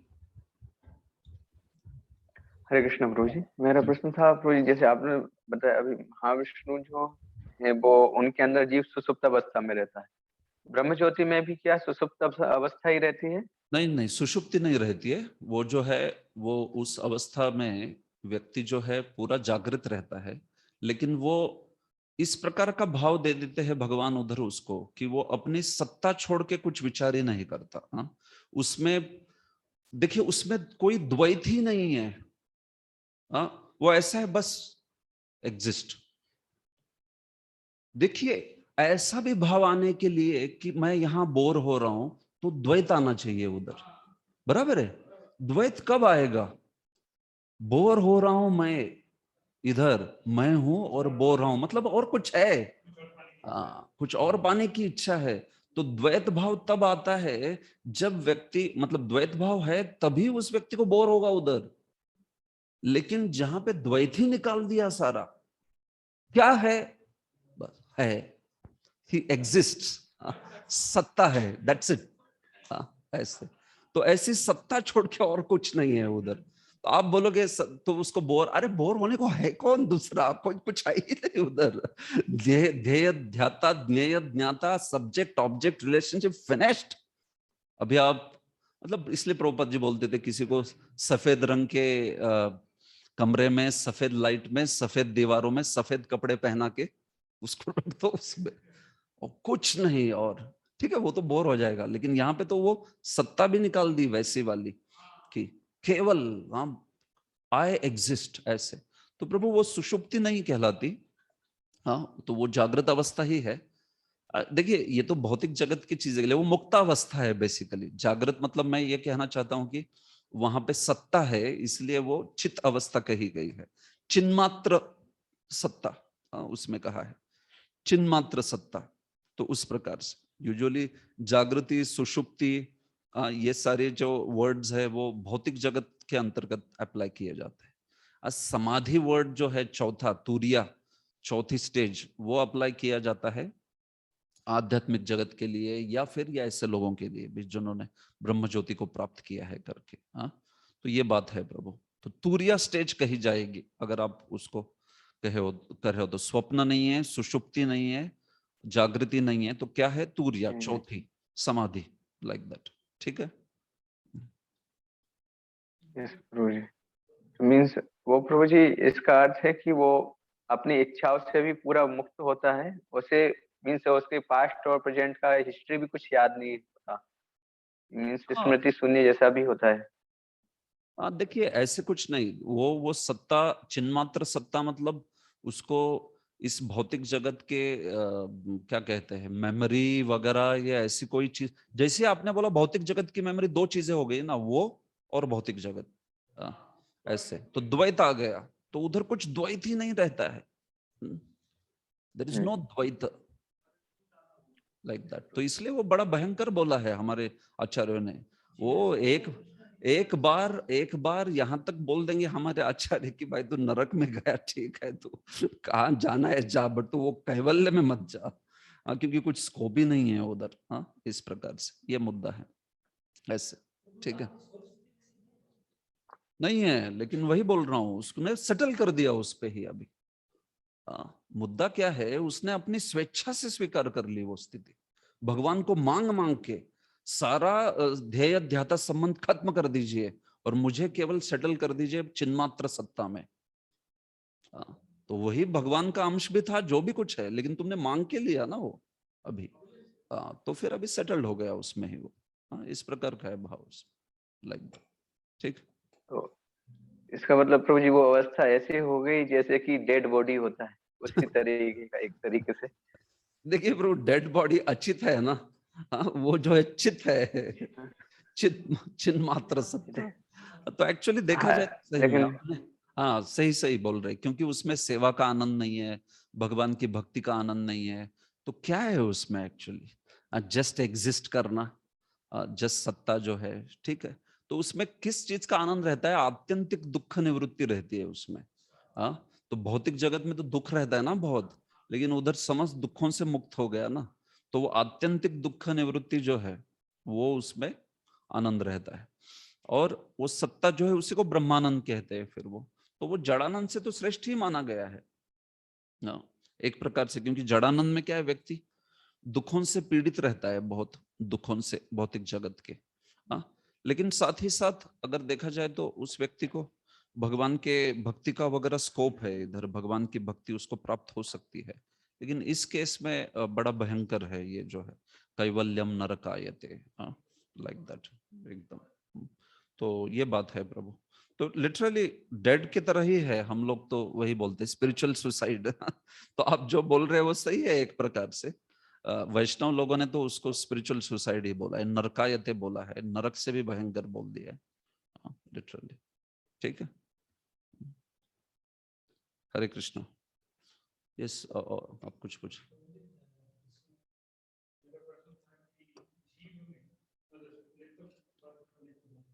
उससे संबंधित प्रश्न था। तो ऐसे नित्य बद्ध जो है, तो वहां पे वो बोल दिया ना कि जीव अनादिकाल से इस भौतिक जगत में है, क्योंकि परतत्व संसार का भाव है, और इसको फिर मध्यम अधिकारी वगैरह के कृपा से उनको भक्ति मिलेगी। इवन भगवान भी नहीं इंटरफेयर करते, नहीं देते, लेकिन फिर नित्य बद्ध को तो देते हैं प्रभु जी, हालांकि वो जीव तत्व ही है, जैसा उस दिन आपने बोला। तो फिर वहां पे वो थोड़ा सा पार्शियलिटी जैसा लगता है कि भाई दोनों जीव तत्व ही है, लेकिन एक को तो दे दिया और दूसरे को परतत्व संसार का भाव कर दिया कि उसको कभी वो नॉलेज मिला ही नहीं, उसको टच ही नहीं। इसको अलग से दे दूंगा उत्तर में। ये क्या है, वो जीवों के, जीव का मूल स्वरूप वगैरह में जाएगा ये। तो इसको अलग कॉन्टेक्स्ट पे कभी बताऊंगा। यस, ठीक है। अगला श्लोक। यस्याम भसी शयानस्य योग निद्राम वितन्वतः। अच्छा, शेयरिंग करना है। यस्याम भसी शयानस्य योग निद्राम वितन्वतः नाभिरदाम भुजादासीत् ब्रह्मा विश्वस्रजाम पति। पुरुष के एक अंश ब्रह्मांड के जल के भीतर शयन करते हैं और उनके शरीर के नाभि सरोवर से एक कमल नाल अंकुरित होता है और इस नाल के ऊपर खिले कमल पुष्प से ब्रह्मांड के समस्त शिल्पियों के स्वामी ब्रह्मा प्रकट होते हैं। ये कौन सा पुरुष है अभी? हाँ, कुछ कॉन्फिडेंस से नहीं बोल रहे। गर्भोदक्ष। ठीक है, गर्भोदक्षाई विष्णु की बात हो रही है अभी। ठीक है, यस्याम भसी शयानस्य, जिनके जल में, जो कि लेटे हुए हैं जल में, योग निद्राम वितन्वतः, जो कि योग निद्रा जो है उसमें है, उनके नाभि हृदय, उनके नाभि रूपी सरोवर से क्या आ रहा है? एक कमल जो है वो आ रहा है। उस कमल नाल के ऊपर जो कमल है उसके ऊपर श्री ब्रह्मा जो है उनका यहाँ पे जन्म होता है। विश्वसृजाम पति ही, वो सारे विश्वसृज जो है उनके पति, सारे ब्रह्मांड के समस्त शिल्पियों के स्वामी ब्रह्मा जो है वो। तो इस प्रकार से, तो ये जो बात हुई है अभी दूसरे पुरुष की बात हो रही है, दूसरे पुरुषावतार की, जो कि है गर्भोदक्षाई विष्णु। हाँ, तो देखिए इसके ऊपर श्रील विश्वनाथ चक्रवर्ती लिखते हैं, क्या लिखते हैं? ये जो है दूसरा पुरुष, तो ये पद्मनाभ, जिनके मुख से पद्म निकलता है ऐसे, ये क्या है? प्रद्युम्न अंश। ये किसके अंश है? प्रद्युम्न के अंश है। द्वितीय व्यूह, तृतीय व्यूह जो है, दूसरे चतुर्व्यूह में जो तीसरे है, जो कि प्रद्युम्न, वासुदेव संकर्षण प्रद्युम्न। तो इन प्रद्युम्न के अंश जो है वो गर्भोदक्षाई विष्णु, वो द्वितीयोज्ञेय, लाइक दैट। तो ये जो दूसरा पुरुष है वे है ऐसे। यस्तु पूर्वाध्याय हरिविरिंचि हर इति संज्ञा, जो वो श्लोक प्रसिद्ध लिया हमने, क्या? सत्व रजस्तमा इति प्रकृते गुणास्ते युक्तः पुरुषे कयस्य धत्ते। तो उसमें जो हरि विरिंची हर, तो उसमें भी एक हरि आए थे, वो कौन है? तो वो जो है सत्वतनु है, लेकिन तीन पुरुषों में कौन है? अरे भाई पुरुष तो है ही, तीन पुरुषों में मतलब कारणार्णव है कि गर्भोदक्षाई है कि क्षीरोदक्षाई? तो वो जो है क्षीरोदक्षाई है। गुणावतार की बात हो रही थी ना उधर, तीन पुरुषों में वो गुणावतार थे ना, ब्रह्मा हरि विरिंची हर, ब्रह्मा विष्णु महेश। तो ये तो गुणावतार है। तो वो जो गुणावतार है वे एक्चुअली तीसरे क्षीरोदक्षाई थे, वो जिनको अनिरुद्धांश कहा है। जो किसके अंश है? अनिरुद्ध के अंश है। तो वो तृतीय पुरुष है ऐसे। ठीक है, तो तीसरे पुरुष है वो जो है वो, पहले पुरुष महाविष्णु जो कि संकर्षण के अंश है, दूसरे पुरुष गर्भोदक्षाई विष्णु जो कि प्रद्युम्न के अंश है, तीसरे पुरुष क्षीरोदक्षाई विष्णु जो कि अनिरुद्ध के अंश है। इति पुरुषत्रयम, ये तीनों जो है वो पुरुष त्रय कहे जाते हैं। तो देखिए इस टर्म को याद रखिए, अत्र प्रथमः प्रकृतेर अंतर्यामी। तो इसमें जो पहला है ना वो प्रकृति का अंतर्यामी है।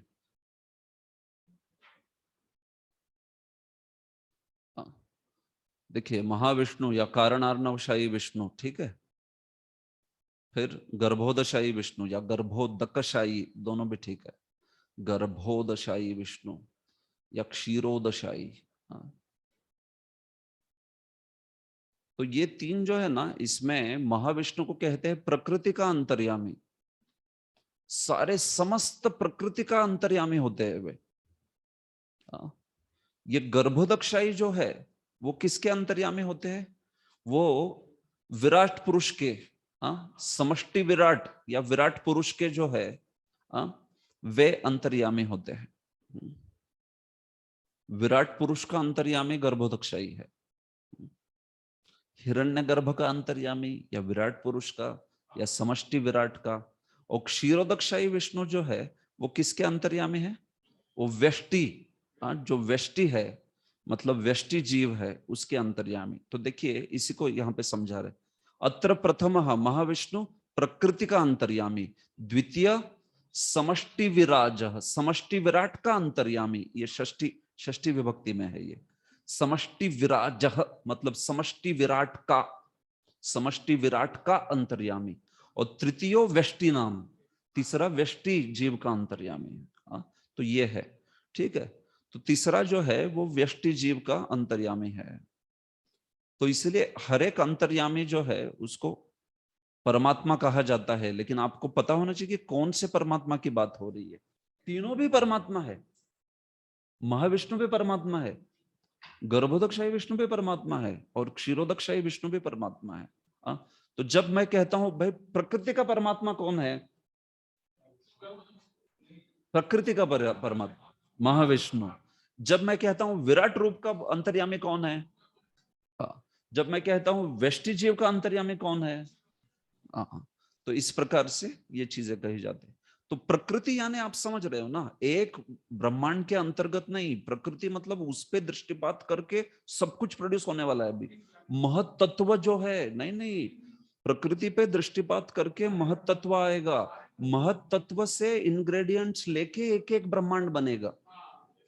तो वो प्रकृति यानी समस्त सब कुछ आ गया उसमें, भौतिक एंटायर कॉस्मिक मैनिफेस्टेशन। तो सारी कॉस्मिक मैनिफेस्टेशन का जो अंतर्यामी है वो कौन है, महाविष्णु। एक ब्रह्मांड में एक ब्रह्मांड का अंतर्यामी कौन है, गर्भोदक। और उस ब्रह्मांड में एक जीव है, उसका अंतर्यामी कौन है, क्षीरोदकशाही विष्णु। ठीक है, क्लियर। तो ये इस प्रकार से कंसेप्ट है। और तीनों अलग नहीं है, अभिन्न है, तीनों भी सेम ही है तीनों, लेकिन कौन कौन सा फंक्शन कर रहा है ये क्लियर होना चाहिए ना। आप बोलोगे कि क्षीरोदकशाही विष्णु ने प्रकृति पे दृष्टिपात किया है, क्या ऐसा नहीं होगा। और वैसे आप बोलोगे महाविष्णु समस्त जीवों के हृदय में है, ऐसा भी नहीं चले। तो ये टर्म्स है ना, उसके अपने अपने फंक्शंस है, उसके अनुसार उसको बोलना चाहिए। तो ये बात यहाँ पर समझा रहे वो। देखिए, अत्र प्रथम प्रकृतेर अंतर्यामी, पहला पुरुष प्रकृति का अंतर्यामी है, द्वितीय समष्टि विराज अंतर्यामी, दूसरा समष्टि विराट का अंतर्यामी है, तृतीयो व्यष्टि नाम अंतर्यामी, तीसरा व्यष्टियों का अंतर्यामी ने, त्रय एवं अंशेन अंतर्यामिना। इस प्रकार से तीनों के तीनों जो है अंतर्यामी है। वे स्वयं अंश है, दैट इज ओके। तो तीनों अंतर्यामी जो है वो कहे गए हैं। तो इसी को ही सात्वत तंत्र में कहा है, विष्णुस्तु त्रीनि रूपानि, क्या है वो, विष्णुस्तु त्रीनि रूपानि पुरुषाख्यानि, पुरुषाख्यानि उच्यते, एकंतु महतः सृष्टु, द्वितीयं तु अंड संस्थितम, तृतीयं सर्वभूतस्थम, तानि ज्ञात्वा विमुच्यते। तीन पुरुष जो है उनको कहा गया है विष्णुस्तु त्रीनि रूपानि। एकम तु महतः सृष्टु, एक जो है महत तत्व का सृष्टा है, कौन है वो, महाविष्णु। द्वितीयम तो अंड संस्थितम, दूसरा ब्रह्मांड में है, वो कौन है, तृतीयम सर्वभूतस्थम, तानि ज्ञात्वा विमुच्यते। अगर कोई इन तीनों को जानता है तो उसका मोक्ष हो जाएगा। ऐसे तो जानता है मतलब जानना मतलब पालन करना, याद रखना हमेशा, ऐसे। ठीक है। तो देखिए यहाँ पर विश्वनाथ चक्रवर्ती बताते हैं, इस प्रकार से ये महाविष्णु की लीला कथा परिपाटी बोली गई है। ये जो सृष्टि लीला है वो महाविष्णु की लीला कथा परिपाटी। महाविष्णु की लीला कथा का ये क्रम जो है, देखिए क्या है। महाविष्णु जो है प्रकट हुए, कारनार्णव विष्णु, कारनार्णव जो सागर है, कारनार्णव है, कारण सागर है, उस पे आराम कर रहे थे वे। यदा एव तस्य पुनरपि प्रदेश विशेषे शयनेच्छा अजनिष्ट, तब उनकी इच्छा हुई कि मुझे कुछ विशेष जगह पे सोना है। प्रदेश विशेष है, वो कारनार्णव सागर क्या अच्छा नहीं था क्या, अच्छा था ना, उधर भी शेष पे ही सो रहे हैं, अनंत शेष पे, लेकिन तो भी विशेष प्रदेश, मतलब जगह भी बदलनी है। बेड वही रहेगा लेकिन थोड़ी जगह कुछ और चाहिए। तो प्रदेश विशेष शयन इच्छा अजनिष्ट, एक विशेष प्रदेश में, स्पेशल प्लेस में उनको सोने की इच्छा हुई। तथा कारनार्णवे शयन एव, तब कारनार्णव में, कारण समुद्र में सोते सोते ही, स्वनिश्वास निष्क्रमण प्रथम क्षणे स्वशक्ति माया माइक्षिष्ट। तो ऐसे कारनार्णव पे लेटे लेटे ही उन्होंने जब इच्छा हुई कि कोई विशेष जगह पे सोना है तो उन्होंने जो प्रकृति है उस पर दृष्टिपात किया। जब तक सो रहे थे तब तक क्या था, आंखें बंद थी, लेकिन उन्होंने खोल के दृष्टिपात किया। जैसे माया शक्ति जो अंदर थी, पहले उन्होंने अंदर थी उनके, तो उस पे दृष्टिपात किया, बाहर उसको निकाल के उस पे दृष्टिपात किया। तो जैसे ही माया पर दृष्टिपात किया तो समझ गई माया कि क्या करना है इनको। तयाच तद इंगित तज्ञया तद इच्छा बलात् लब्ध सामर्थ्या। तो जब भगवान ने इंगित कर दिया, सिर्फ दृष्टिपात किया, उससे इंगित कर दिया अब क्या करना है उनको करके। कभी कभी नजर डाल के ही हो जाता है काम, है कि नहीं, ऐसे एकदम। तो दृष्टिपात कर दिया, स ऐक्षत। तो उस दृष्टिपात से कह रहे हैं कि माया जो है वो समझ गई कि क्या करना है करके। तो भगवान की इच्छा के बल से, उस सामर्थ्य से माया जो है उन्होंने महत तत्व आदि वगैरह सारे तत्वों का खुद से प्रकाश कर दिया। माया शक्ति जो है वो माया शक्ति से ही बेसिकली सब आ रहा है ना, ये सब कुछ महत तत्व वगैरह आगे। तो उन्होंने महत तत्वादि तत्वानी स्वतः एवं निष्काश्य, माया देवी ने स्वयं से ये निकाल दिया। अब वैसे तो ब्रह्म संहिता कहते हैं भगवान माया देवी पर भी नहीं करते दृष्टिपात। ब्रह्म संहिता तो कहता है भगवान माया देवी पर भी दृष्टिपात नहीं करते। वे किस पे दृष्टिपात करते हैं? रमा पे करते हैं, महाविष्णु। और रमा जो है वो उस दृष्टिपात की वो जो शक्ति है वो माया देवी में ट्रांसफर कर देती है। क्योंकि भगवान अपने स्वरूप शक्ति के साथ ही लीला करते, हमेशा किसी और के साथ लीला करते ही नहीं। लेकिन तो भी चूंकि यहाँ पर बात हो रही है सृष्टि आदि लीला की, तो वो माया शक्ति की लीला की बात हो रही है। लेकिन खास करके बात अगर महाविष्णु की करेंगे तो उनका ग्लैंस तो रमा देवी पर ही है। इस प्रकार का सिद्धांत ब्रह्म संहिता में बताया है। तो उसमें हम लोग जाएंगे नहीं अभी, आगे जब क्रिएशन की बात होगी तब देखते हैं। लेकिन स्वतः एवं निष्काश्य उन्होंने अपने से ये प्रकट कर दिया सारा महत्त्व वगैरह वगैरह। तो ये महत्त्व से फिर अहंकार, अहंकार जो है उससे फिर सारे 3 प्रकार का अहंकार होता है, सात्विक, राजसिक, तामसिक। तो हर एक से फिर तामसिक अहंकार से सारे पंच महाभूत आदि प्रोड्यूस हो जाएंगे। राजसिक अहंकार से इंद्रियां, बुद्धि वगैरह प्रकट होगी। सात्विक अहंकार से जो इंद्रिय देवता है और बुद्धि इंद्रिय देवता है, मन है, ये सब प्रकट होंगे। तो ये सारे इंग्रेडिएंट्स लेके ये सब प्रकट हुआ है। अभी तक विश्व नहीं बने हैं, ब्रह्मांड नहीं बने हैं। ये सब एक ऐसा बड़ा क्लाउड है, बड़ा बादल है, ऐसे समझिए। तो इससे इंग्रेडिएंट्स लेके एक एक विश्व बन जाता है फिर। तो वो विश्व महाविष्णु के रोमकूप से आता है। तो रोमकूप से निकल रहा है, लेकिन उसके लिए इंग्रेडिएंट कहां से आए? वो महत्त्व जो है ना उससे आए। तो वो साइमल्टेनियसली होती है वो चीजें, महत्त्व से इंग्रेडिएंट लेके उनके रोमकूप से निकलते हैं बाहर। तो ये सब एक एक ब्रह्मांड निकल के उस कारनार नाव पे फ्लोट, उस पे तैरते रहते हैं ऐसे। तो ब्रह्मांडम तैहि सृष्टवा, इन सारे उस महत्त्व के एलिमेंट से, तत्वों से ब्रह्मांड की सृष्टि करके माया देवी ने प्रार्थना की, स्व प्रभु विज्ञाप्यते, अपने प्रभु को विज्ञप्ति की, स्म, हे नाथ शयितुम आगच्छ, हे नाथ सोने के लिए आइए। देखिए विश्वनाथ चक्रवर्ती पूरा इसको सृष्टि लीला के रूप में समझा रहे ऐसे। पूरा कि क्या हो रहा है उधर करके। आप बोलोगे अरे बेचारा भगवान विष्णु, उसको काम करना पड़ रहा है इतना वगैरह, ऐसे नहीं है बात ये। सो गए मस्त कारनार शाही पे, और इच्छा हुई कि अभी कुछ अन्यत्र सोने की इच्छा है, मतलब अन्यत्र कुछ जो विश्व है उसमें जाने की। तो दृष्टिपात किया, तो दृष्टिपात से सारी माया ने सब कुछ ब्रह्मांड वगैरह बना दिया और बोले कि आपको अलग जगह पे सोने की इच्छा थी, कृपया आइए यहाँ पे इस ब्रह्मांड में सो जाइए कर ऐसे।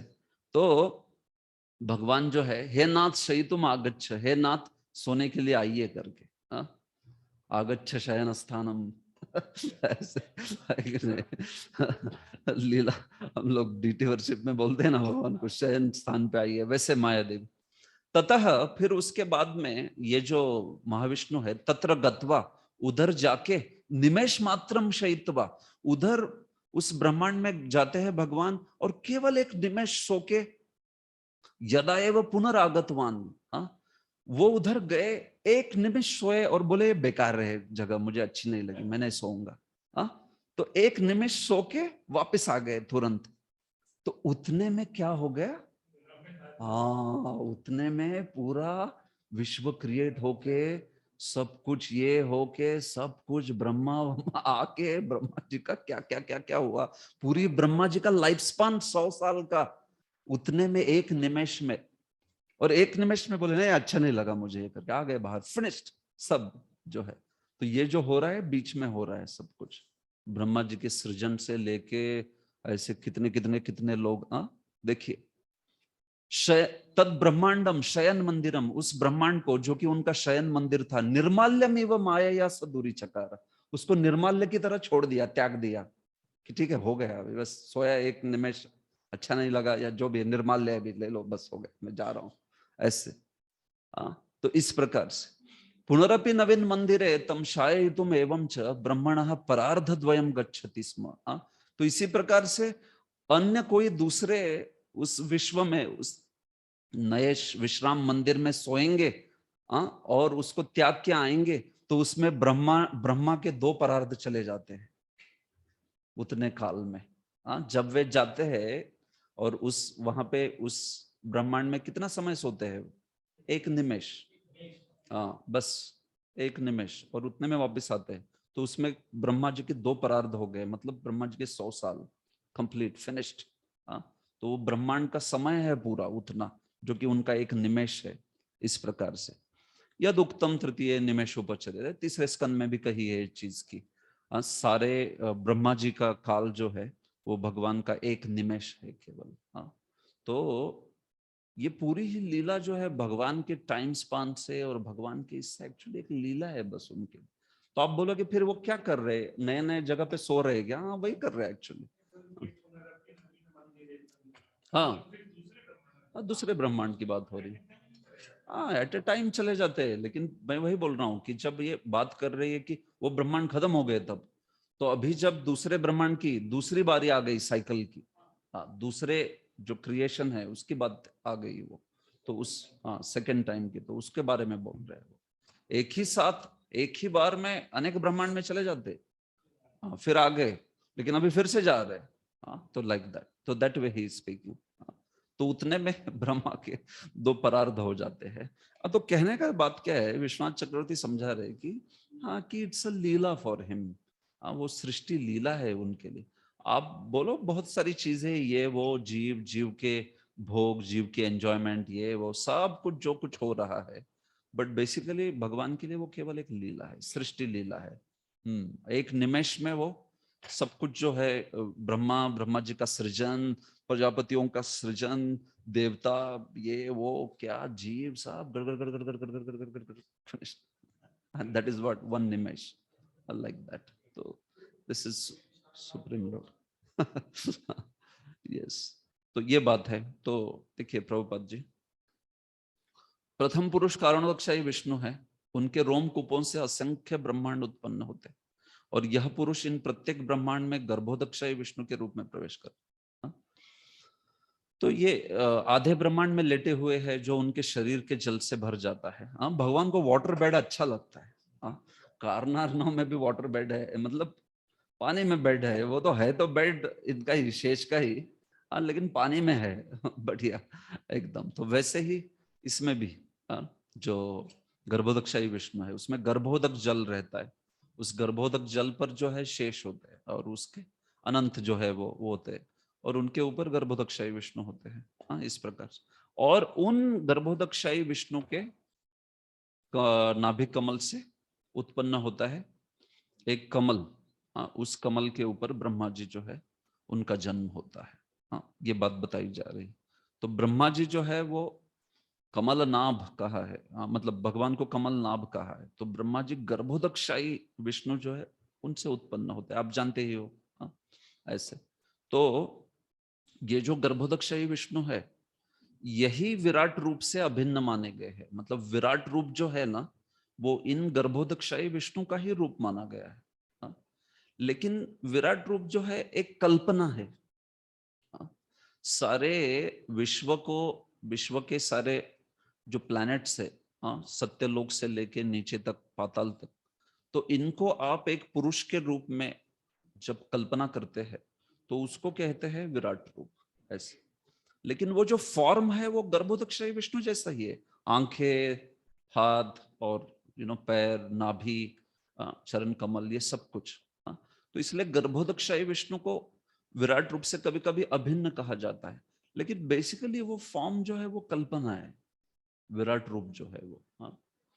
तो वो क्यों किया जाता है कल्पना उस प्रकार का, तो वो कुछ साधक लोगों के लिए अपनी आसक्ति वगैरह को, देखिए जिसको भगवान के आध्यात्मिक रूप में धारणा, मतलब उस आध्यात्मिक रूप पर ध्यान करने की ताकत ही नहीं है, वो भगवान के आध्यात्मिक रूप को स्वीकार ही नहीं कर पाता, क्योंकि वो केवल इस जगत के द्रव्य को ही मानता है। उसको बोलेंगे आध्यात्मिक रूप तो बोलेगा ऐसे क्या होता है, ऐसे कुछ होता है क्या आध्यात्मिक रूप वगैरह।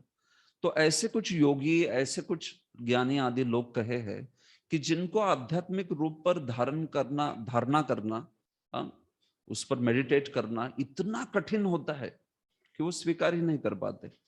तो फिर ऐसे लोगों के लिए विराट रूप की धारणा बताई गई, तो जिसमें इस जगत की हर चीज जो है एक एक रूप में आप कल्पना कीजिए। तो इस जगत में जैसे क्या है, नदियां हैं, तो वो नदियां विराट रूप का क्या है, नाड़ियां है। जैसे इस जगत में बड़े बड़े पर्वत है तो वो हड्डियां है, सूर्य चंद्र है तो वो क्या है, आंखें है। ऐसे पाताल वगैरह जो है वो लोअर प्लानिटरी सिस्टम, नीचे के जो लोक है वे भगवान के चरण कमल है और जंघाएं है, इस प्रकार से। तो ऐसा ये जो मेडिटेशन होता है ना, वो उनके लिए होता है कि जो भगवान के सच्चिदानंद रूप को स्वीकार नहीं कर पाते, और फिर ऐसा मेडिटेशन करके करके उनका धीरे धीरे शुद्धिकरण होके फिर वो परमात्मा के ऊपर ध्यान करने के पात्र हो जाते हैं। इस विषय को श्रीमद् भागवतम के द्वितीय स्कंद में बताया है। तो इस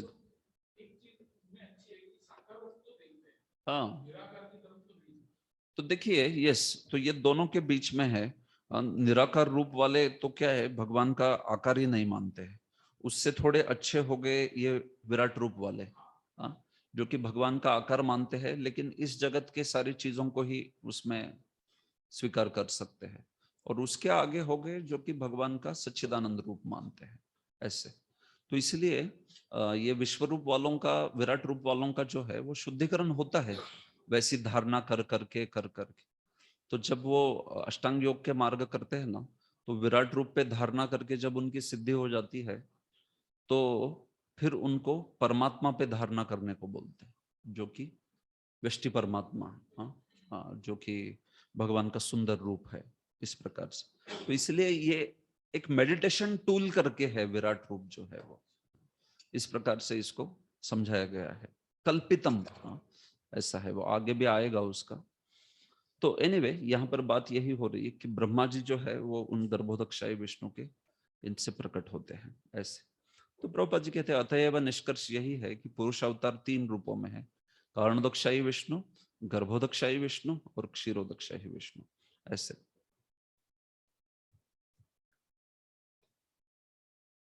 ठीक है, तो प्रभुपाद जी ये कहते हैं, इस चीज को भी बता रहे कि नास्तिक सृष्टा पर विश्वास नहीं करता, किंतु वह सृष्टि को समझाने का कोई अच्छा सिद्धांत प्रस्तुत नहीं कर सकता। भौतिक प्रकृति में पुरुष के बिना सृजन करने की शक्ति नहीं है। जिस प्रकार की प्रकृति अर्थात स्त्री पुरुष के बिना अर्थात नर के संबंध स्थापित किए बिना शिशु उत्पन्न नहीं कर सकती। क्या? ओके, ठीक है। तो मुद्दा यही है कि ये जो सांख्य वाले हैं ना, निरीश्वरवादी नास्तिक सांख्य वाले, तो वो जो है ऐसे कोई पुरुष को मानते नहीं है जो कि प्रकृति पर दृष्टिपात करके वो जो है इस पूरे विश्व की सृष्टि करता है करके। हाँ, ऐसे नहीं मानते हैं वो लोग। वो जीव जो है उसको ही पुरुष मानते हैं और बोलते हैं कि जीव और प्रकृति जो है इन दोनों के संयोग से ये सारा विश्व बना है। हाँ? तो वो परम पुरुष को नहीं मानते हैं। हाँ? ये सिद्धांत जो है, बोलते प्रकृति में अपने में ताकत है प्रोड्यूस करने की। हाँ? प्रकृति जो है उसमें अपने में वो वैसी कुशलता है कि जिससे वो जो है इन सारे तत्वों को उत्पन्न कर सकती है, ऐसे। बट ऐसा कैसे हो सकता है, प्रभुपाद जी समझा रहे, समझा रहे कि स्त्री जो है वो पुरुष के बिना कैसे शिशु को उत्पन्न कर सकती है, तो संबंध नहीं, संभव नहीं है। तो उसी प्रकार से ये जो भगवान है वो प्रकृति पर दृष्टिपात करते हैं, इसी वजह से सारा जो ब्रह्मांड है आगे का, सारा ही महत्त्व आदि ये लेता है। नहीं तो फिर वो प्रभुपाद जी कहते हैं अजगल स्तन न्याय हो जाएगा। वो जैसे बकरी के गले में कुछ जैसे ऐसा लगता है स्तन की तरह है, लेकिन उससे कोई दूध थोड़े ना आता है। तो वैसे हो जाएगा। पुरुष के कारण ही प्रकृति जो है वो सृष्टि कर पाती है, ये बात है। तो ठीक है, नास्तिक सांख्य का सिद्धांत है, वो निरीश्वरवादी सांख्य, तो उसमें हम लोग ज्यादा गहराई से नहीं जाएंगे। बट मुद्दा यही है कि यहाँ पर इस प्रकार से भगवान दृष्टिपात करके ये होता है। ठीक है, और 3 श्लोक है, इसको कल आधा घंटा लगेगा अपने को। ठीक, ऑल राइट। ग्रंथराज श्रीमद् भागवतम की जय, श्रील प्रभुपाद की जय। हरे कृष्ण। श्रील प्रभुपाद की जय।